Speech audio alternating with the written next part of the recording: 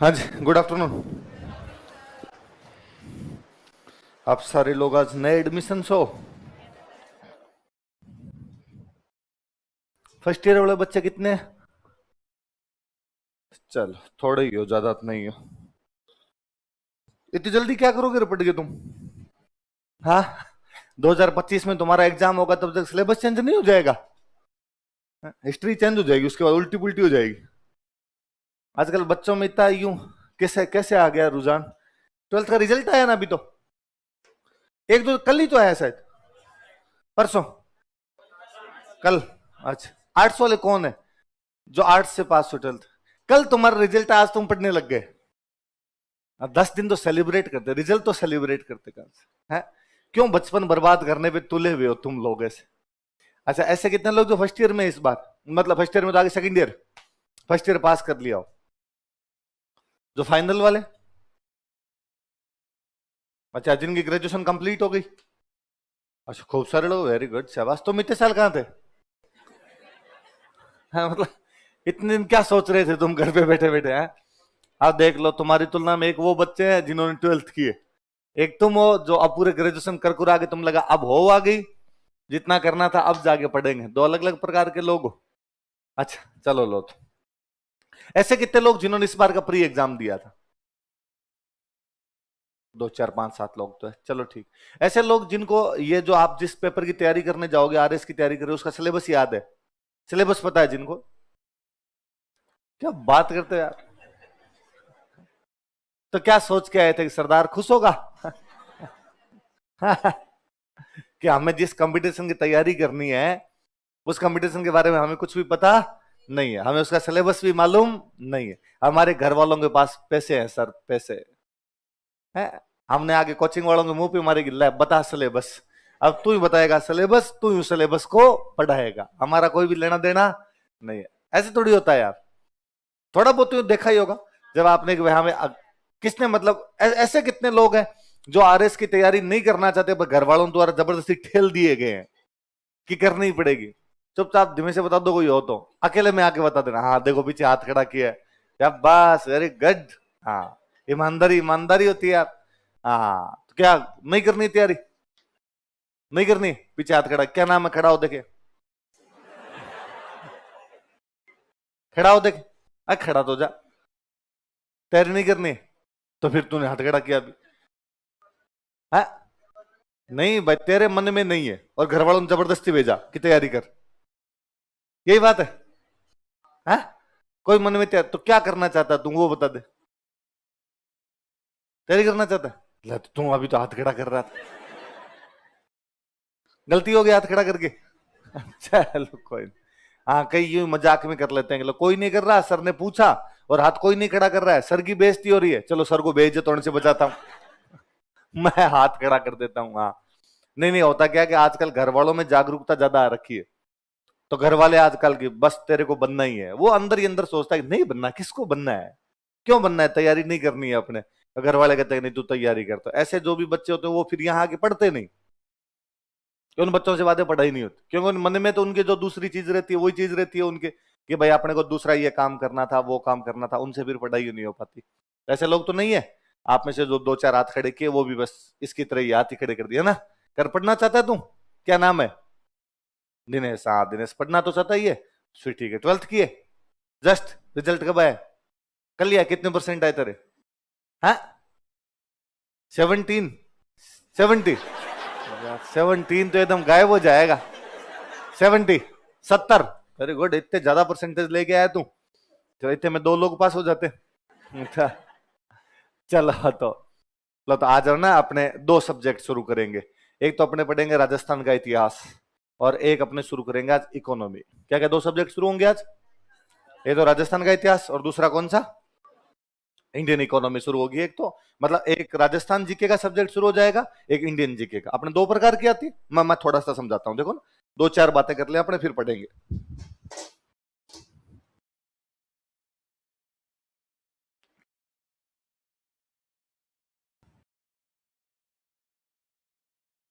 भाई अपने नॉर्मली जब अपने पूछते हैं भाई अपने सिलेबस में क्या है, तो ये मोटा मोटा है कि भाई अपने सिलेबस में जीके एंड जीएस है। ये तो जनरल नॉलेज और जनरल साइंस। साइंस वाला किस्सा तो अलग ही छोड़ दे, मान लो अपने। जीके वाला जो है, जीके वाले में क्या चीजें हो सकती है? वर्ल्ड का, इंडिया का, राजस्थान का। वर्ल्ड वाला तो सब जगह ही लागू होगा, सब जगह ही पढ़ेंगे अपने। सॉरी, राजस्थान वाला। इंडिया वाला सब जगह ही पढ़ेंगे अपने। कईयों को लगता है वर्ल्ड जीके कैसे पढ़ते हैं, तो अपने मेंस में पढ़ते हैं वर्ल्ड हिस्ट्री, प्री में नहीं आती है ना। वर्ल्ड हिस्ट्री जो होती है वो केवल किस में आती है? मेंस। वर्ल्ड ज्योग्राफी प्री में भी आए और मेंस में भी। वर्ल्ड इकोनॉमी, कईयों को लगता है अपने को भाई वर्ल्ड इकोनॉमी क्या होती है, वर्ल्ड इकोनॉमी कैसे पूछ लेंगे? तो वर्ल्ड इकोनॉमी का मतलब वो पूछेंगे विश्व बैंक क्या काम करता है। विश्व बैंक नाम सुना था? वर्ल्ड बैंक जो है वो क्या काम करता है। अंतरराष्ट्रीय मुद्रा कोष, आईएमएफ जिसको बोलते हैं, आईएमएफ क्या काम करता है। डब्ल्यूटीओ, विश्व व्यापार संगठन, वो क्या काम करता है। तो ये सारे के सारे क्या हो गई? वर्ल्ड इकोनॉमी हो गई। वर्ल्ड पॉलिटी, तो वर्ल्ड पॉलिटी क्या होती है? IR, international relation. भारत के श्रीलंका के साथ क्या रिलेशन है? श्रीलंका क्यों डूबने वाला है ना? भारत के अमेरिका के साथ क्या रिलेशन है? अमेरिका के रशिया के साथ क्या रिलेशन है? रशिया के यूक्रेन के साथ क्या रिलेशन है? ये किसी भी दो देशों के बीच के संबंध क्या होते हैं? राजनीतिक संबंध टाइप के होते थे, पॉलिटिकल बातें ही होती है। तो वर्ल्ड पॉलिटी की बातें अपने आईआर के अंदर पढ़ लेते हैं। तो वर्ल्ड सब जगह पढ़ना पड़ता है। इंडियन हिस्ट्री पढ़ते हैं, इंडियन हिस्ट्री को तो 3-4 भागों में बांट के और पढ़ते हैं। एंशियंट पढ़ते हैं उसकी उसकी सॉरी एंशियंट पढ़ते हैं इंडियन की, मिडिवल पढ़ते हैं और उसका मॉडर्न पढ़ते हैं, तीनों पढ़ते हैं। उसके बाद में आपका हिस्ट्री, अच्छा ये ज्योग्राफी लिखना था मेरा। ज्योग्राफी है तो ज्योग्राफी को भी आप ये बांट के पढ़ते हो। आप ज्योग्राफी इंडिया की भी पढ़ते हो, राजस्थान की पढ़ते हो। इकोनॉमी है तो आज इंडियन इकोनॉमी आपके शुरू ही हो जाएगा। पॉलिटी आपने लेता है इंडियन पॉलिटी क्या है? तो संविधान, जो अपना संविधान होता है वो किसके अंदर आ जाएगा? इन तीनों में, विश्व वाले में, इंडियन वाले में और राजस्थान वाले में।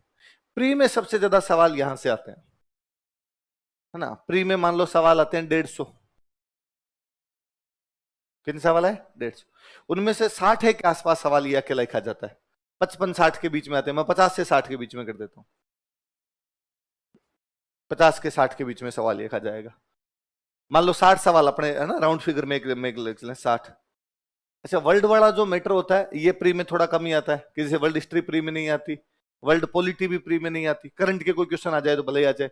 ये ज्योग्राफी और इकोनॉमी के फिर भी क्वेश्चन थोड़े पूछ लेते हैं, तो वर्ल्ड वाली चीजें कम आएगी। ये प्री वाली आ गई 60 एक सवाल। 20 क्वेश्चन के आसपास मैथ्स रीजनिंग आ जाती है। मैथ्स के और रीजनिंग के मिला के 20 एक सवाल आ जाते हैं। करंट और इकोनॉमिक सर्वे लगभग मिला मुलो के 20 एक सवाल आ जाते हैं।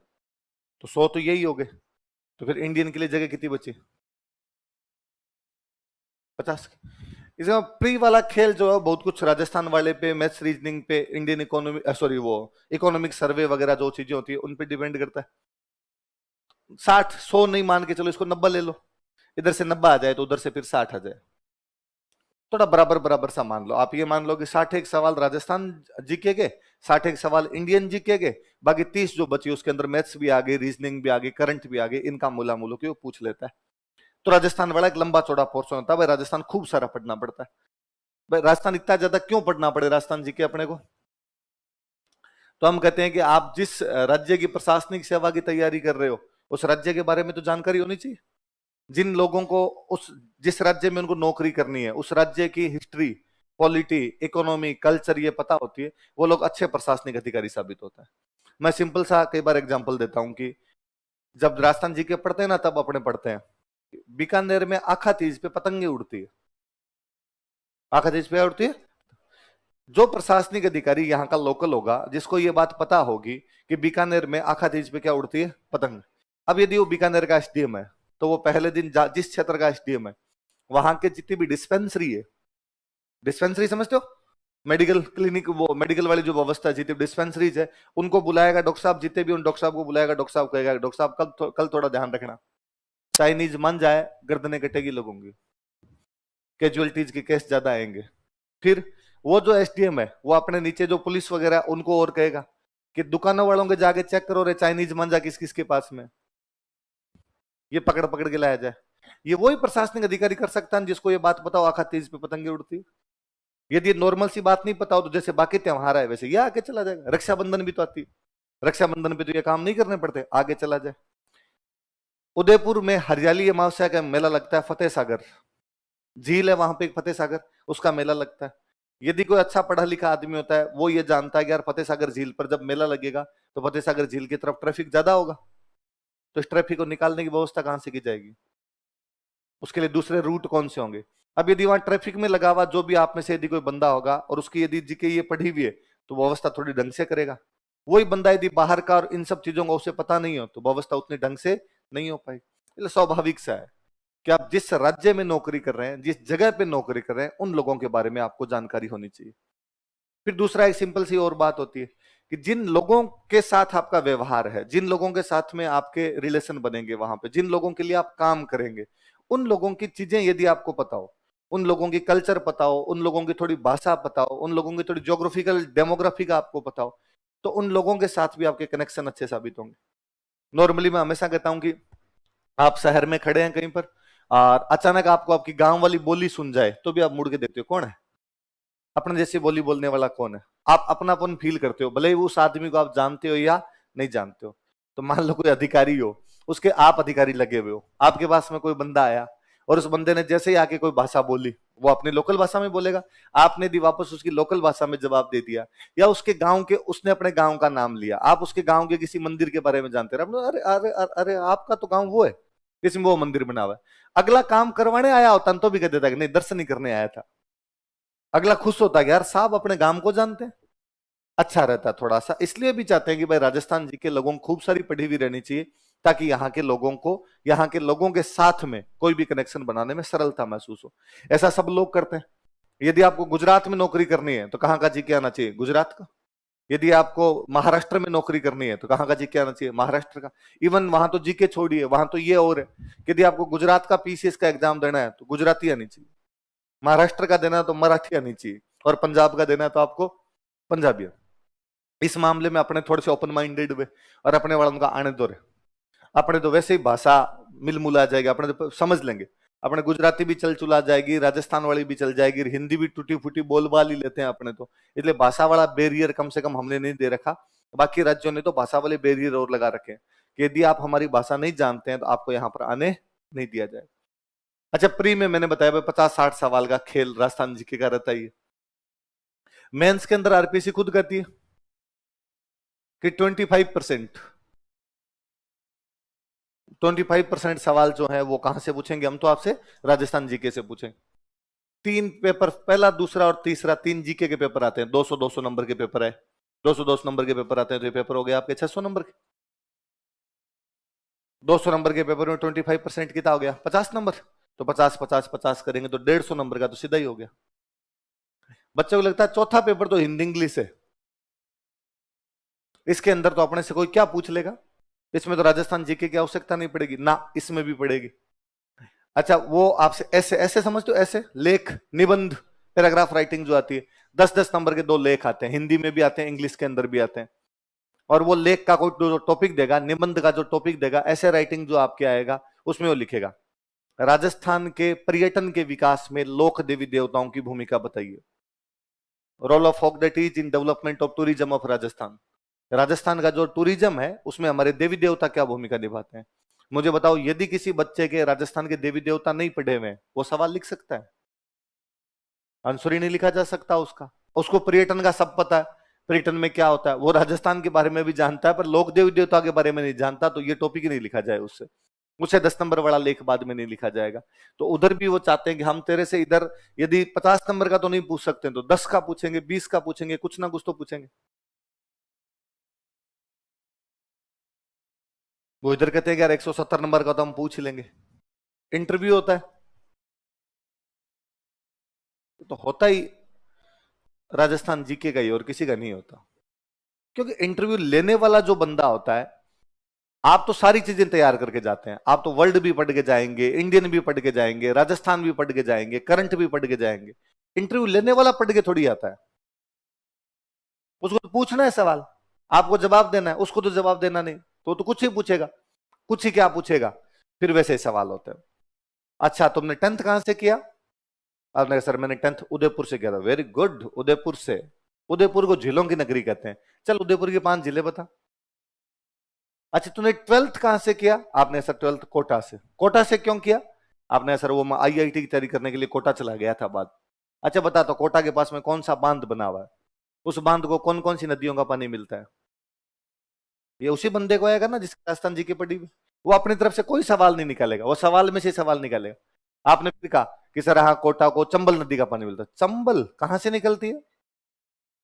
आपने वापस कहा कि सर ये महू की जाना पाव पहाड़ियों से निकलती है। ये महू कहां पड़ता है?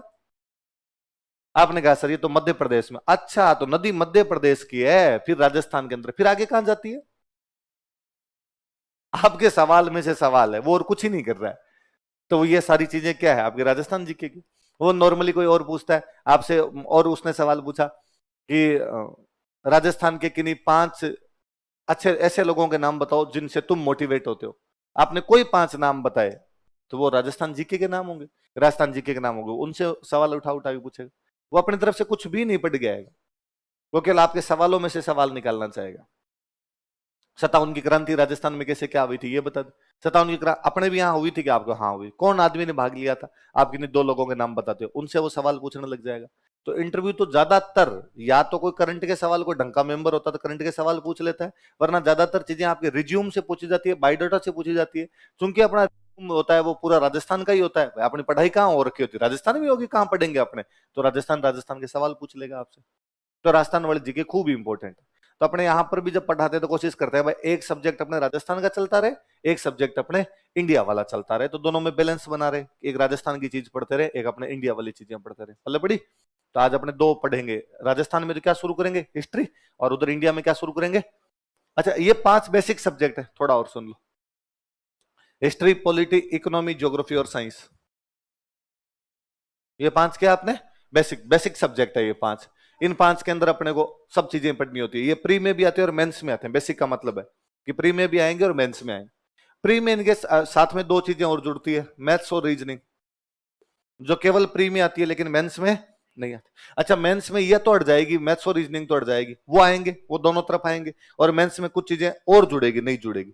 जैसे एक सब्जेक्ट जुड़ेगा पबेड, एक सब्जेक्ट जुड़ेगा एथिक्स, 2 बड़े सब्जेक्ट जुड़ेंगे, 65 नंबर के सब्जेक्ट जुड़ेंगे। फिर 6 सब्जेक्ट जुड़ेंगे छोटे छोटे, जो 20 नंबर के। ये सब्जेक्ट जुड़ेगा law, business management, yoga and sports, ये आपके सोशियोलॉजी, साइकोलॉजी और ऑडिटिंग। ये कुछ अलग से सब्जेक्ट जुड़ जाएंगे आपसे। मेंस में फिर आपके जुड़ जाएगा हिंदी और इंग्लिश वाला। कितने सब्जेक्ट हुए? 7। ये 7 तो प्री में भी, सॉरी वो 5 तो प्री में भी आएंगे। मेंस में मैथ्स और रीजनिंग केवल किस में आएंगे? प्री में। 7 वो और 2 ये हो गए 9, 2 ये हो गए 11 और 6 ये हो गए। कितने सब्जेक्ट हो गए? 17। एक पढ़ना पड़े अपने को करंट, वो प्री में भी आता है, मेंस में भी आता है, इंटरव्यू में भी आता है। कितनी चीजें हो गई? 18। कितने हो गए? इन 18 के जब ये रजिस्टर भरने लगेंगे तो रजिस्टर होंगे 36, है ना? क्योंकि कईयों के जैसे ये 20 नंबर वाले, इनका एक एक रजिस्टर ही होता है, एक भी नहीं होता, को छोटे होते हैं। ऐसे सोशियोलॉजी रही तो आधे रजिस्टर में कंप्लीट हो गई, लो है जो आधे रजिस्टर में कंप्लीट हो गई, पर वो हिस्ट्री अकेली 5 खाती है। एंशियंट अलग, मिडिवल अलग, मॉडर्न अलग, वर्ल्ड अलग, राजस्थान अलग। राजस्थान ज्योग्राफी अलग, इंडियन ज्योग्राफी अलग, फिजिकल ज्योग्राफी अलग, वर्ल्ड ज्योग्राफी अलग, आईआर अलग, स्टेट पॉलिटी अलग, संविधान अलग। तो अपने 2-2 का भी एवरेज मान के चलें कि यार एक सब्जेक्ट में 2 रजिस्टर होते हैं, तो कितने रजिस्टर हो जाते हैं? 36। कितने हो जाते हैं? और ये किसी को भी याद नहीं हो सकते। ऐसा कोई कंप्यूटर का दिमाग आदमी नाम होता ही नहीं है जिसको 36 के 36 रजिस्टर याद हो जाए। कैसे याद हो सकते हैं यार इतने सारे रजिस्टर? उन 36 रजिस्टर की मोटी मोटी सी बातें जब बच्चे 18 महीने मेहनत करते हैं, 16-17 महीने बेच चलता है आपका। कितने महीने बताया उधर रिसेप्शन पे आपको? 18 का? हाँ तो 18 मान के चलो, 18 सब्जेक्ट है तो 18 महीने आराम से लगेंगे। अब ये 18 महीने जब बच्चा पढ़ता है, साथ साथ में जो बच्चे पढ़ते हैं कि जो सर ने क्लास में पढ़ाया वो डेली आके पढ़ लेते हैं, वो तो इन 18 महीनों के अंदर वो 36 रजिस्टर बड़ी बड़ी सी उनकी बातें याद कर लेते हैं। बाद में उनका रिवीजन हो जाता है, रिवीजन हो जाता है तो उनकी उनको 70-80% चीजें याद रह जाती है। जिनको नोट्स की 70-80% चीजें याद रह जाती है उनकी रैंक आती है टॉप 10 में। जिनको नोट्स की 70-80% चीजें याद रह जाए उनकी टॉप 10 में रैंक आ जाती है। इसका मतलब है लोगों के 70-80% भी नोट्स याद नहीं रहते, और संभव भी नहीं है। इतना इतना दिमाग में थोड़ी स्टोरेज होता है। कैसे याद किया जा सकते इतनी सारी चीजें, और वो भांति भांति की चीजें। एक जैसी चीज जो खाली हिस्ट्री हिस्ट्री पढ़नी है आदमी पढ़ ले, खाली पॉलिटी पॉलिटी पढ़नी है बंदा पढ़ ले। बंदा एक तरफ पढ़ता है सिकंदर लोदी किस नाम से कविता लिखा करता था, दूसरी तरफ यूक्रेन में युद्ध क्यों हो गया अलग ही पढ़ रहा है, तीसरे में पढ़ रहा है कि ज्वालामुखी में लावा कैसे निकलता है, अरे मुझे क्या लेना देना कैसे निकलता है, पर तीन अलग अलग प्रकार की चीजें पढ़ रहा है, तो दिमाग क्यों माथा पच्ची हुआ रहता है। तो दिलीप सर इस बार सेमिनार में भी बोल रहे थे कि बच्चे के फिर इतने सारे बैरियर होते हैं सामने कि वो इधर ध्यान दे उधर ध्यान दे, तो बैरियर को हटा के जो केवल नोट्स पढ़ लेता है उसके भी 70-80% चीजें याद होती है। ये बात मैं इसलिए भी बता रहा हूं कि स्टूडेंट शुरू शुरू में जब नया नया एडमिशन लेता है तब आके पूछता है नोट्स तो याद हो जाएंगे, ये तो मैं चुटकियों में कर दूंगा, तू तो ये बता और क्या पढ़ना है। मुझे लगता है ये और कहां से ला के दूं, अब मेरे पास तो नोट्स ही थे, वो नोट्स मैंने लिखा दिए, या किसी भी दूसरे टीचर के पास में नोट्स ही होंगे वो नोट्स लिखा देगा। यदि और में से सवाल आते हो तो फिर तो और ही पढ़ा दे, फिर ये क्यों पढ़ा है। ये घनघोर बेइज्जती होती है कि एक टीचर ने एक चैप्टर पढ़ाया पूरा पढ़ा दिया, उन्हें सर पढ़ा दिया, हाँ अब आप तो ये बताओ और क्या पढ़ना है जहां से सवाल आते हैं, तो फिर ये क्यों पढ़ा है, फिर मैं वो और ही पढ़ा दूंगा जहां से सवाल आते हैं, और तूने पढ़ा क्यों है ये। इसलिए केवल नोट्स पढ़ने, इसके अलावा और कुछ भी नहीं पढ़ना होता, कोई भी और नहीं पढ़ता है। और की बात तब करता है बंदा जब बंदे का सिलेक्शन होता है। आपका जब सिलेक्शन हो जाएगा, आपकी जब रैंक आ जाएगी, आप मन ही मन जानते हो कि मैंने नोट्स के अलावा कुछ भी नहीं पढ़ा, मैंने ढंग से नोट्स ही पढ़े थे।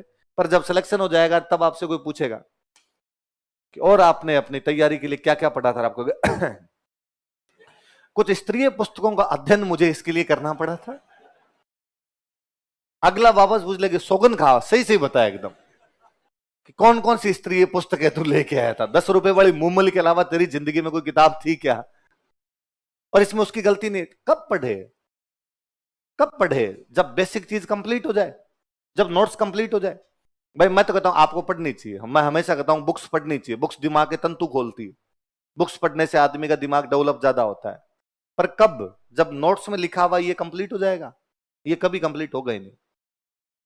आप लो 500 लोग बैठे हो, 600 लोग बैठे हो, मैं शर्तिया कहता हूं एक भी बंदा मुझे आके ये नहीं कह सकेगा कि सर ये लो 36 रजिस्टर आपके मुंह पे मारता हूं सारे याद है पूछ लो। आप खुद सोच के देख लीजिए कैसे याद हो सकते हैं इतनी सारी चीजें। आप कहोगे सर मोटी मोटी आप सारे नोट्स यूं बड़ी बड़ी सी बातें याद है, कोई थोड़ा बहुत रह जाएगा तो भले ही, बाकी उतने याद हो गए जितने से सिलेक्शन हो सकता है। फिर सीधी सी बात है, अपने को पूरा याद करना ही क्यों है, अपने को उतना ही याद करना है जितने से क्या हो जाए selection. Jack of all trade master of none, jack को थोड़ा थोड़ा सा बनना चाहिए, जैक को मास्टर किसी भी सब्जेक्ट का बनना। तो कई बार मैं हिस्ट्री पढ़ाता हूं, हिस्ट्री में थोड़ा एक लोचा दूसरा रहता है कि स्टूडेंट जब पढ़ने लगता है हिस्ट्री को बाद में फिर वैसे अटपटे से सवाल पूछता है, ये जो राजा पढ़ाया और ये जो अगला राजा पढ़ाया इनके बीच क्या रिलेशन है, भगवान जाने क्या रिलेशन है। नहीं कुछ तो लगता होगा, बाप लगता है, दादा लगता है, बेटा लगता है, नहीं पता। तो फिर क्या, ये सवाल कभी नहीं आएगा कि फलाने राजा और फलाने राजा का सचित्र वर्णन कीजिए, और आपने दी बाप दादा का रिलेशन और कुछ बता दिया तो लफड़ा हो जाएगा। उस राजा के कितने बेटे थे, उसकी कितनी लुगाइयां थी, लुगाइयों के कितने कितने टाबर हुए, उन टाबरों में कितना कितना गैप था। मुझे लगता नहीं इस प्रकार का कोई सवाल पूछा जाता है। तो इसका मतलब अपने को वो भी डीप में जाने की आवश्यकता नहीं, ये लड़ाई कहां हुई थी, कब हुई थी, कौन सी तारीख को हुई थी। मैं हमेशा हिस्ट्री पढ़ाते हुए 10-12 साल हो गए, मैंने आज तक हिस्ट्री में 2 सवाल नहीं देखे, या बहुत रेयर सवाल देखे हैं जो नहीं भी पढ़े तो पार पड़ जाए। कब और कहां, हिस्ट्री में 2 सवाल नहीं आते, कौन से, ये कब हुआ था और कहां हुआ था, कभी नहीं आया। स्टूडेंट मेरे से 12 साल में 2 ही सवाल पूछ पाया है, कब और कहां। इसके अलावा स्टूडेंट ने आज दिन तक मेरे से तीसरा सवाल पूछा नहीं। स्टूडेंट ने क्या सवाल, मुझे याद है मैं सबसे पहले किसी बैच में पढ़ाने के लिए गया था और मैंने लिखवाया कि भूताला का युद्ध। स्टूडेंट ने मेरे से पूछा सर भूताला का युद्ध कब हुआ, मैंने उससे पूछा वापस कि कब हुआ। मैं जब आया था, मैं सर का स्टूडेंट था, दिलीप सर का स्टूडेंट था, और सर ने क्लास में कहा कि कब और कहां याद नहीं करने, इसलिए अपने किए नहीं, एक ही याद नहीं किया, और उसके बावजूद अपनी पार पड़ती थी, अपने एग्जाम धड़ल्ले से पास हो जाया करते। तो अपने लगा यार याद करना ही नहीं है इसका मतलब। स्टूडेंट ने पूछा तो मैंने कहा यार मुझे नहीं पता, तू बता। उसने कहा सर ये एग्जैक्ट नहीं है, पर ये 1222 से 1234 के बीच में कभी हुआ था। 1222 से लेके 1234। मैं को जब इतिहासकार ही नहीं पता कर पाए कि एग्जैक्ट कब हुआ था, तो अपने को जान के करना ही क्या है? नहीं सर, फिर भी हम क्या याद करें? मगर तुम 1234 याद कर लो। आपको क्यों लगता है सर 1234 याद कर लेना चाहिए? इजी है, 1 2 3 4।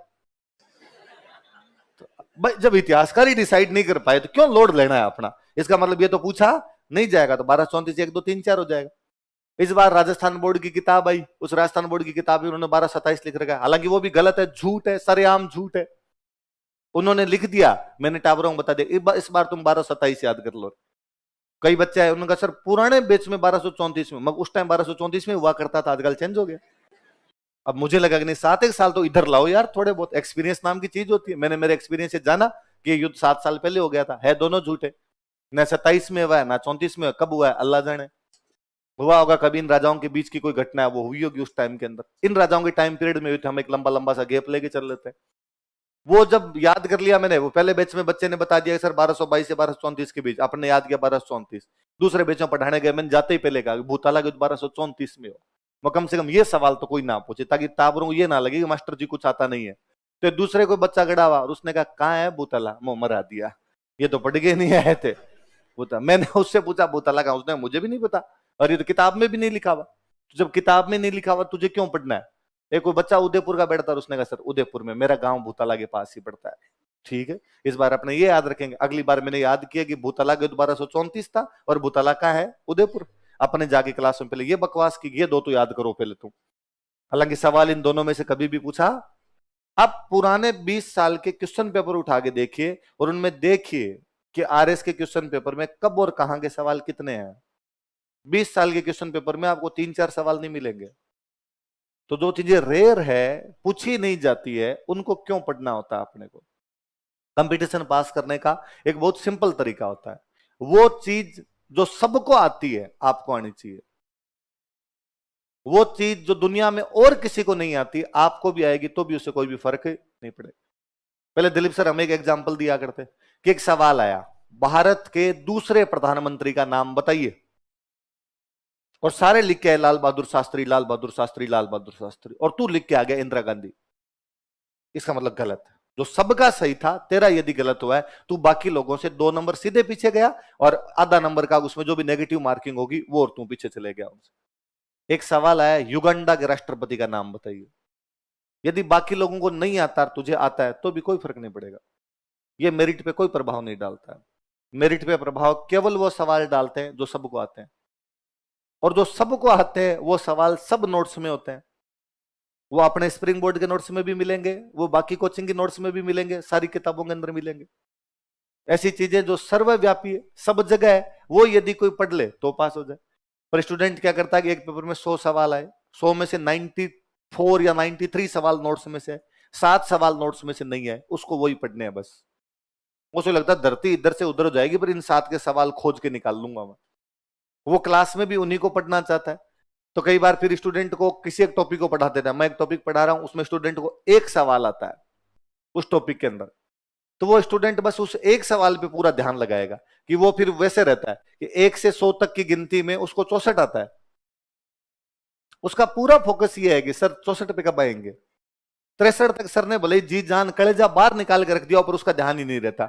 64 आते ही हो गएगा, हाँ अब की बार सही पढ़ा है। और यदि सर ने 64 नहीं पढ़ाया तो वो खड़ा होकर कहेगा इंपॉर्टेंट चीज तो आती ही नहीं, फालतू में 63 पढ़ाई थी, ये तो आता ही नहीं है आपको। तो ये भी नहीं रहना चाहिए कि अपने को इतना अल्प ज्ञान टाइप का रहे कि अपने वहां पर अटके हुए रहे। इसलिए अक्सर देखा जाता है कि वे बच्चे जिनको कुछ भी नहीं आता हो पहले इस कंपटीशन के बारे में, उनकी तैयारी ज्यादा अच्छी होती है। कई बार कोई कोई स्टूडेंट आगे कहता है कि मुझे थोड़ा थोड़ा तो पहले आता है, तो तेरे दिक्कत है, भयंकर वाली दिक्कत है। वो म्यूजिक टीचर वाली बात है, दिलीप सर एग्जाम्पल देते रहते हैं। कई बार कोई बताया होगा सेमिनार में कि एक म्यूजिक टीचर थे और उनके पास में कोई अपना जैसा बंदा गया है, कोई आप जैसा बच्चा गया, और उस बच्चे ने जाकर कहा कि सर वो मुझे म्यूजिक सीखना है, शाम को 1 घंटे में आपके पास आ सकता हूँ, और कुछ ही नहीं आता सर म्यूजिक में, मैंने तो कभी हाथ ही नहीं लगाया। तो सर ने कहा कोई दिक्कत नहीं, तू तो 1 घंटे 5 से 6 शाम को आ जाया कर, 2,500 रुपए फीस लगेगी और मैं तेरे को म्यूजिक सिखा दूंगा। एक मेरे जैसा कोई 1.5 होशियार गया, और मैंने जाकर सर काफी कुछ तो आता है, सारे गामा पादा नहीं साई तो मैं कर ही लेता हूँ, गीत भी कई सालों से गा ही रहा हूं मैं, और थोड़ा थोड़ा आप सिखा दोगे, थोड़ा डंका हो जाएगा मेरा। सर ने कहा ठीक है, तू भी आ जाना मेरे पास। तू 5 से 6 तू भी आ जाना इसी के साथ में, और तेरी फीस लगेगी 5,000। मैंने सर दिमाग खराब है, जिसको कुछ ही नहीं आता है उससे 2,500, मेरे को आता है मेरे से 5,000। सर ने कहा इसको 2,500 सिखाने के हैं, तेरे 2,500 सिखाने के 2,500 भुलाने के। जो पहले आता है वो भुलाना भी तो पड़ेगा तेरे को, वरना वो कुछ नहीं करेगा तेरे दिमाग के अंदर। तो वे बच्चे जिनको कई टाबर आगे कहते हैं सर एकदम फ्रेश तैयारी करनी है, हमें ज्यादा जोर नहीं आएगा क्या? नहीं, आप ज्यादा खुश रहिए जिन्होंने आज दिन तक कभी इस तैयारी के बारे में पढ़ा ही नहीं, आपकी तैयारी ज्यादा अच्छी होगी। आप कोरे कागज हो, जो लिखा जाएगा वो आपसे ढंग से याद होगा। और जिन टाबरों के पहले थोड़ी थोड़ी सी चीजें पढ़ी हुई है वो धैर्य रखें, वो शांति बना के रखें, वरना आपके 64 वाली दिक्कत रहती है। आपका पूरा ध्यान बाद में 64 में है, क्योंकि आपको 1 से 100 तक पूरा तो आता नहीं, आपको 17 आता है, 32 आता है, 64 आता है, 84 आता है। फिर आपका पूरा ध्यान है कि 17 पे सर कब पहुंचेंगे, 32 पर कब आएंगे, 64 पे कब आएंगे, 84 पर कब आएंगे। इसके अलावा सर ने 96 डिजिट और बताई, उस पर आपका कोई ध्यान नहीं रहता। और जिस बच्चे कुछ ही नहीं आता वो एकदम पूरा तैयार होकर रहता है कि नहीं अपने को ये भी नहीं आ रहा है, 1 नंबर वाला भी तो नहीं आ रहा है, तो 17 पे तो बाद में पहुंचेंगे, पहले 16 तो तैयार किया जाए। भले बड़ी चीज है। फिर नोट्स ही ऐसी चीज होगी जो आपके याद होगी, क्योंकि आपके हाथ से लिखे हुए होंगे। हैंड रिटन नोट्स का फायदा यही होता है, कोचिंग का एकमात्र फायदा यही होता है। हमेशा होता है भाई ये जो नोट्स मैं आपको लिखवाऊंगा, ये नोट्स नीचे नोट्स सब वाली दुकान पे मिलते हैं, same as it is notes. उल्टा मैं तो कहता हूं अच्छी राइटिंग में, कि आप आपकी खुद की राइटिंग कैसी आपका जीव जानता है। वहां वहां तो किसी अच्छे बच्चे की राइटिंग है, दुकान वालों को तो बिजनेस करना है, तो किसी अच्छे बच्चे की राइटिंग में रख रखे हैं उन्होंने। पर आप वही चीजें नोट्स ले जाके पढ़ लो, याद नहीं होती। और वो की वो चीजें आप यहां लिखने के बाद आप खुद लिख के जाओगे और बाद में घर पे जाके पढ़ोगे, जल्दी याद हो जाएगी। बस कोचिंग इतना ही फायदा देती है कि ऑडियो वीडियो विजुअल मेमोरी है। आप इतनी चीजें को यूं तैयार करके जाते हैं, घर पे जाके पढ़ने में आपको जोर है। कोचिंग आपकी चीजों को सरल करती है, आपके कठिन काम को टुकड़ों में तोड़ देती है, ताकि आपको पढ़ने में आसानी हो जाए। पहले बड़ी बात है। तो हेडिंग डालो राजस्थान का इतिहास, हिस्ट्री ऑफ राजस्थान।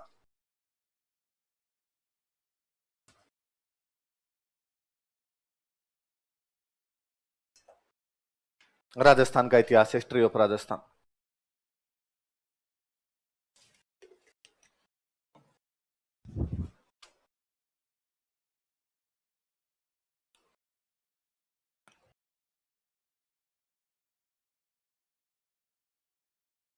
मैं सुबह वाली क्लास में बता रहा था कि भारत में हिस्ट्री एक ऐसा सब्जेक्ट है जो सब लोगों को आता है। भारत में ऐसा कोई बंदा ही नहीं जिसने हिस्ट्री ना पढ़ी हो। हिस्ट्री में सबका इंटरेस्ट रहता है। पर भारत में हिस्ट्री में लोग ही हटा के पढ़ते हैं, स्टोरी स्टोरी पढ़ते हैं। तो अपना क्या सबका इंटरेस्ट केवल किस में रहता है? कहानियों में रहता है। इसका आगे वाला भी याद करना है, क्योंकि हिस्ट्री लंबी चौड़ी चीज है। लोग केवल हिस्ट्री का मतलब कहानियां समझ लेते हैं, तो उन्हें लगता है और कहानियां सबको अच्छी लगती है। अरे मैं कहता हूं सिंपली भाई हिस्ट्री में क्या पढ़ते हैं, ये फलाना राजा उस राजा से कैसे लड़ा, यही तो पढ़ते हैं। ये कहानी होगी, कोई कहानी होगी जो मैं आपको सुना दूंगा, देखो ये फलानी लड़ाई हुई थी, इस राजा ने उसको ये कहा, उसने उसको ये कहा, लड़ाई हुई उसमें फलाना जीत गया, ढिगड़ा जीत गया। वो लड़ाई तो आपने नहीं सुनी होगी। पर गांव की नॉर्मल लड़ाइयां हमें सुनने में मजे ही आते हैं। कभी गांव जाए, गांव में बताया साहब फलाना ने उनकी जमीन पे कब्जा कर लिया, और वो बाद में लड़ने के लिए आ गए थे। या चाचा ताऊ वाली आपस में जो लड़ाइयां चलती, मम्मी वाली चाची वाली जो लड़ाइयां चलती है, उनमें अलग रोमांच थ्रिल है अपने आप के अंदर। वो सुनने में मजे आते हैं। बस उनका थोड़ा बड़ा वर्जन इधर वाली चीजें होती है और कुछ ही नहीं। अपने करेंगे, अपने राजस्थान का इतिहास पढ़ेंगे। जब राजस्थान का इतिहास पढ़ते हैं तो पहले ये तो समझ में आए कि राजस्थान का इतिहास लिखा किसने। इतिहास दो प्रकार से पता चल सकता है। इतिहास का पता लगाने का एक तरीका तो है आर्कियोलॉजी, एक तरीका तो क्या है आर्कियोलॉजी। आर्कियोलॉजी मतलब या तो जमीन खोदो, और जमीन खोद के देखो क्या मिले, जैसे कालीबंगा, आहड़, ये जो इस टाइप की चीज है। जमीन खोदी, जमीन खोदने के बाद में यहां से मटका मिला, तो हिस्टोरियन उस मटके के बारे में कहता है इतना बड़ा मटका था, क्या करते होंगे इस मटके का, घी रखते होंगे, पानी रखते होंगे, या कुछ धन दौलत गाड़ के रखते होंगे। उसके बारे में जो कुछ बोला गया है वो इतिहास है।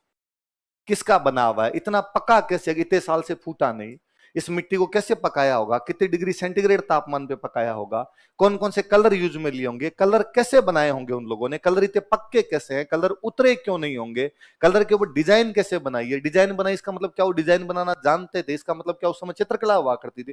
कितने सारे सवाल बनते हैं। या बाद में है लिटरेचर। साहित्य। एक कोई किताब है, उस किताब में कोई कहानी है, दो जगह से पता चल सकता है, या तो पुरातत्व से पता चल सकता है, किससे पता चल सकता है, साहित्य। अच्छा, पुरातत्व में एक चीज ये भी आती है, एक मंदिर है, किसने बनाया, कब बनाया, क्यों बनवाया, कैसा बना हुआ है, क्या स्टाइल है, कितने पिलर है, कितनी मीनारें हैं, क्या गुंबद बना हुआ है, दरवाजा ऐसा क्यों बना हुआ है, मूर्ति ऐसे कैसे है, अंदर जाने का रास्ता ऐसा क्यों बना हुआ है, कितना ऊंचा, कितना लंबा, कितना चौड़ा, ये अपने आप में पुरातत्व है। ये सब चीजें भी वही होती है, वो चीजों की प्राचीनता बताती है। एक मंदिर बहुत पुराना है, इसका मतलब यहाँ पे लोगों का जमावड़ा पुराना रहा होगा, बहुत पुराने टाइम से लोग रहते होंगे यहाँ पे, या वहां की कहानियां वगैरह, इतिहास वगैरह के बारे में। अच्छा, अपने राजस्थान में वो वाला काम तो थोड़ा कम ही हुआ, क्योंकि पुरातत्व वाला काम ही अपने इंडिया में तब हुआ था जब अंग्रेज आए थे।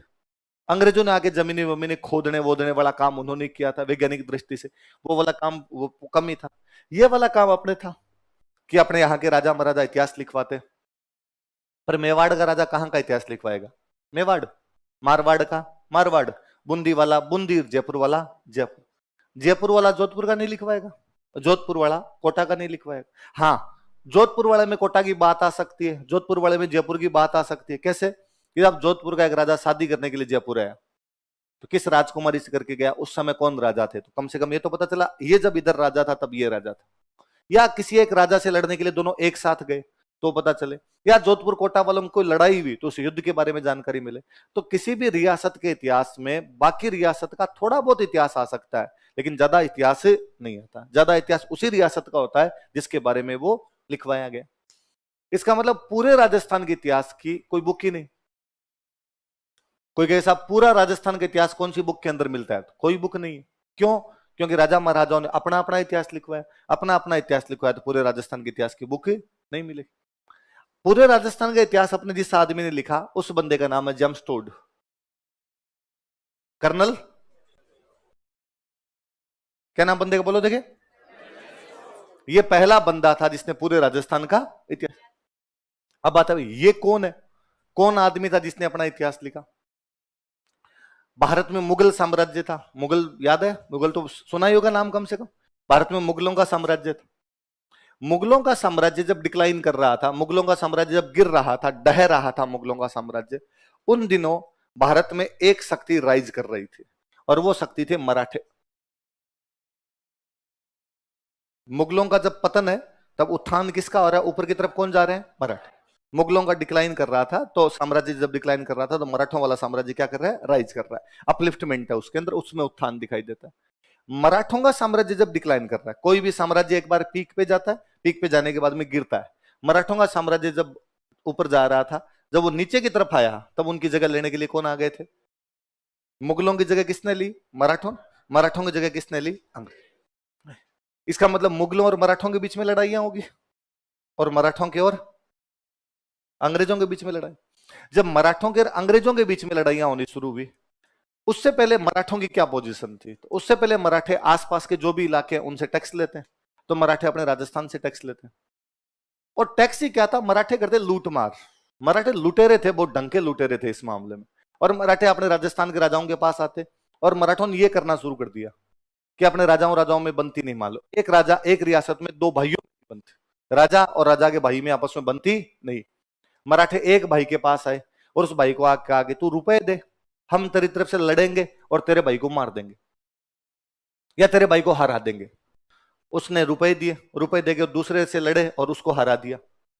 हराने के बाद जिसको हराया उसको कहा कि ला रुपए दे।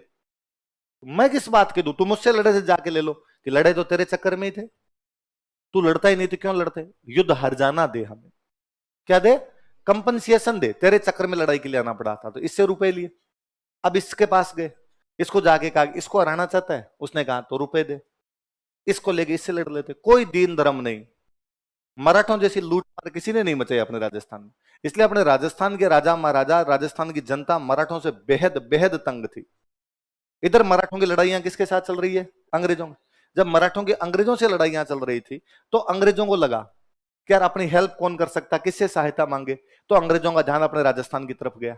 और अंग्रेजों ने राजस्थान में एक बंदा भेजा अपना कि जा और जाके राजस्थान के राजाओं से बात कर कि वो किसकी सहायता करेंगे, अपनी सहायता करेंगे या मराठों की सहायता करेंगे। उस बंदे ने जब आके बात की तो अपने राजस्थान वाले राजाओं ने कहा हम अंग्रेजों की सहायता करेंगे। किसकी करेंगे?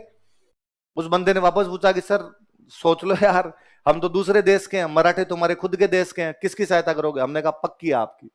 ये मराठे तंग करते हैं हमें, भयंकर तंग करते हैं, हम तो इनसे हाथ जोड़ रहे हैं, यार इनसे कोई पीछा छुड़वाए। अंग्रेजों ने कहा शाबाश, इनसे पीछा हम छुड़वा देंगे, चिंता ही मत करो। इनको ऐसा कूटेंगे ये अपनी जिंदगी में नाम नहीं लेंगे कि लड़ाई नाम की भी कोई चीज होती है। अंग्रेजों ने मराठों को पूरी तरीके से खत्म किया कि मराठे उठ खड़े होने की स्थिति में भी नहीं रहे। उस समय वो आदमी जो अपने से बातचीत करने के लिए आया था वो ये है, जो अपने राजस्थान के राजाओं से बातचीत करने के लिए आया वो आदमी कौन था? कर्नल। किसके खिलाफ सहायता लेने के लिए? किसकी तरफ से? अब अंग्रेजों के साथ हमारी संधियां हो गई और अंग्रेजों को हमने दोस्त बना लिया। अंग्रेजों को जब दोस्त बनाया तो अंग्रेजों ने एक सिंपल सी बात कही कि अब तुम हमारे दोस्त हो और यदि तुम्हारी कोई लड़ाई हो तो तुम्हें लड़ने की आवश्यकता नहीं है, तुम्हारी तरफ से हम लड़ेंगे। यदि तुम्हें अब मराठे तंग करते हैं तो हम आ जाएंगे लड़ने के लिए, चिंता ही मत करो, तुम हमारे दोस्त बन जाओ।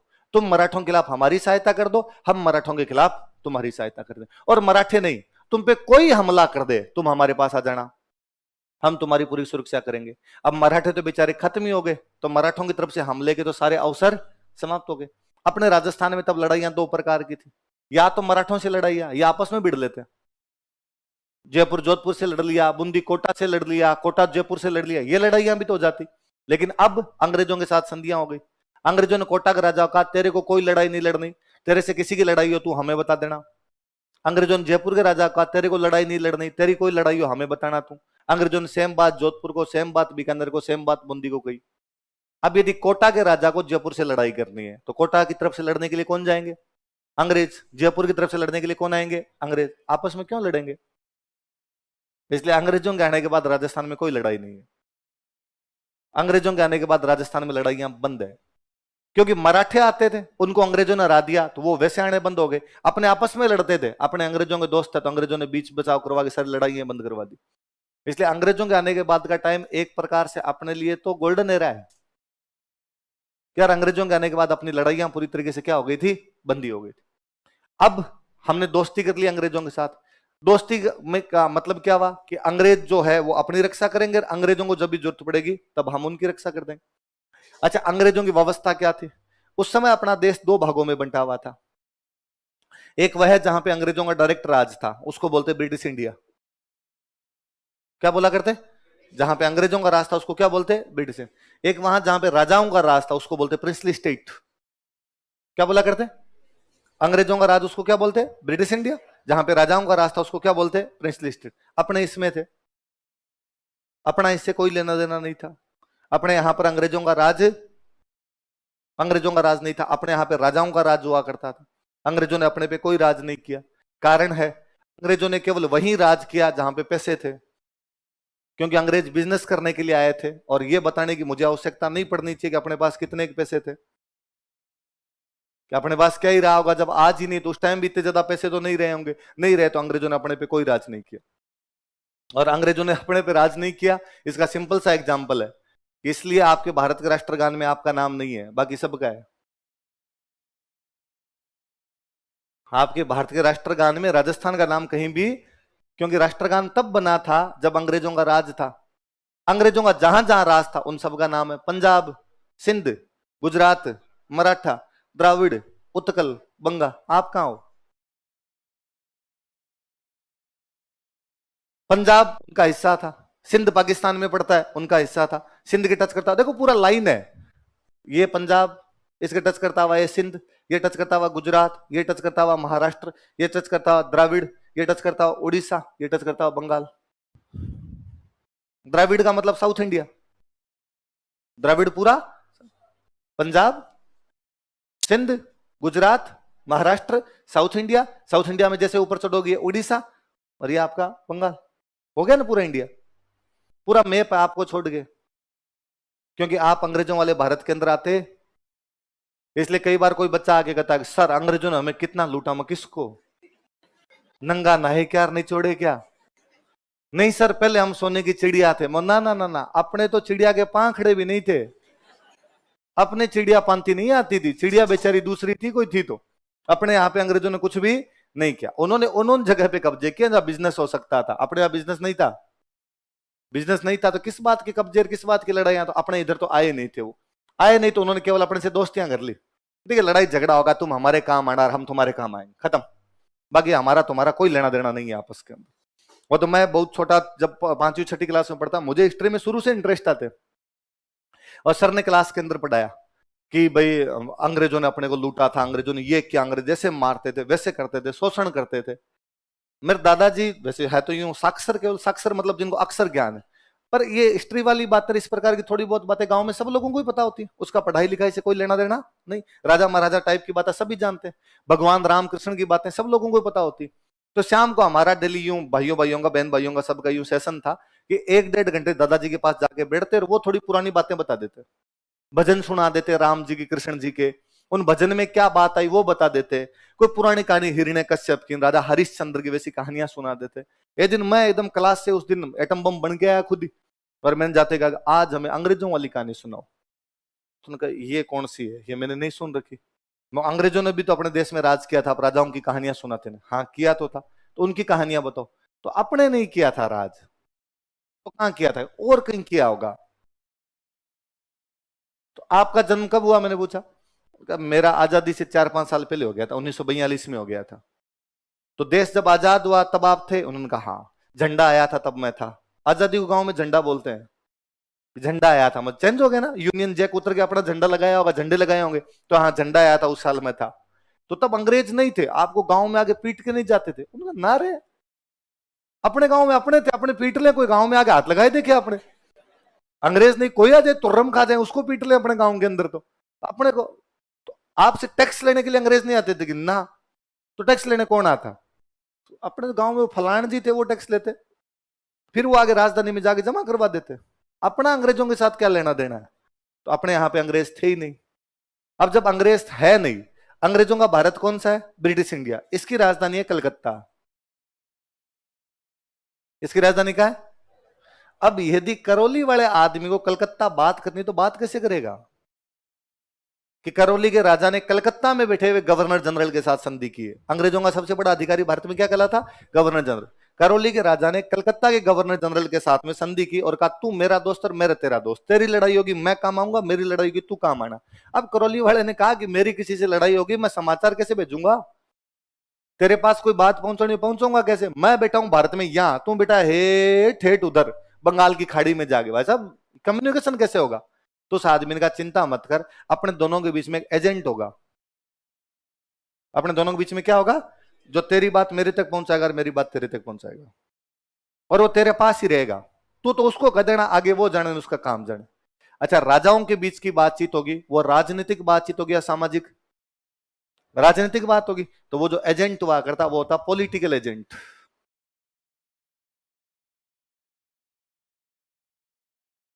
क्या हुआ करता था? इसलिए जेम्स टोड राजस्थान का पॉलिटिकल एजेंट था।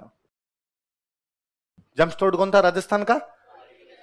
इसको भेज दिया अंग्रेजों ने कि तू जा वहां राजस्थान में जा और वहां राजस्थान के राजाओं के साथ बातचीत कर, और उनकी बातचीत अपने को बता दे, अपनी बात उनको बता दे। इसका हेड ऑफिस बनाया गया उदयपुर। हेड ऑफिस कहां था इसका? ये उदयपुर रहता। किस रूप में, क्या करता अपने आप? बोलो देखे जोर से। जेम्स टोड किस रूप में है अपने राजस्थान में? किसका? अंग्रेजों का। अंग्रेजों का पॉलिटिकल एजेंट, पॉलिटिक्स की बातें करता था। पॉलिटिकल, दो लोगों के बीच की बात करता था। क्या हो गया? एजेंट ही तो बोलते हैं। कोई दो लोगों के बीच का बंदा होता है उसको क्या बोलते हैं? एजेंट। तो पॉलिटिकल एजेंट बन के आ गया। कहां रहता है? उदयपुर हेडक्वार्टर। करे क्या बैठा बैठा, कोई काम ही नहीं।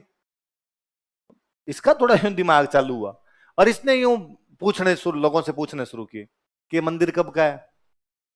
लोगों ने कहा तो बहुत पुराना है। बहुत किता? अरे ऐसा बहुत बहुत बहुत। तो भी किता 50 साल। अरे साहब 50 का तो मैं ही हो गया, उससे तो पुराना है।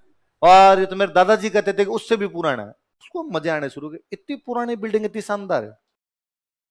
उसने पता लगाना शुरू किया कब का है, मूर्ति किसने लगाई थी, कैसे पता चल सकता है इसके बारे में। जब फलान जी जानते हैं, तो पंडित जी है ना, पंडित जी के पास किताब पढ़ी है, पंडित जी जानते हैं। वो पंडित जी के पास गया, पंडित जी से पूछा किताब कब की? पंडित जी ने बताया साहब ये फलाने फलाने विक्रमी संवत में मंदिर बन गया था। अपने गांव में जो कैलेंडर चलता है, कैलेंडर कौन सा था? विक्रमी। फलाने फलाने साल के अंदर ये बना था। ये सारी जानकारी पूरा तत्व की जानकारी है। कैसी जानकारी है? पूरा। अब जब वो कोई मंदिर की बात पता चली, साहब फलाने आदमी ने मंदिर बनवाया था, फिर ये इधर से टूटा हुआ क्यों है? साहब एक फलानी लड़ाई हुई थी, उस लड़ाई में टूट गया। क्यों? तो तुर्कों ने हमला किया था, तुर्क मंदिर तोड़ दिया करते, तो मंदिर तोड़ गए। तो फिर पूरा नहीं तोड़ा कि नहीं साहब, वैसे तो हमारे वालों लड़ाई की थी, पूरा तो तोड़ने ही नहीं दिया उनको, आए थे लड़ाई। तो कौन सी लड़ाई हुई? सब लड़ाई ये हुई थी, तुम्हारा राजा कौन था, उनका राजा कौन था। उसको अपनी कहानियों में मजे आने लगे। अपनी कहानियां ज्यादातर वैसे थी कि एक गांव में मंदिर तोड़ने के लिए कुछ लोग आए, एक सेना आई, 700 लोगों की एक सेना आई, ज्यादा बड़े नहीं कोई, 700 750 लोगों की एक सेना आई, क्या तोड़ने के लिए? मंदिर तोड़ने। गांव से उस मंदिर, गांव में कहा कि भाई आ गई। हर आदमी तो लड़ाई कर नहीं सकता, लड़ाई करने वाले भी कम ही लोग होते हैं। हर आदमी चला जाए फिर तो सारी सेना के अंदर शामिल हो जाए। गांव के अंदर आएगा, अरे मंदिर तोड़ रहे, मंदिर तोड़ रहे, निकलो निकलो।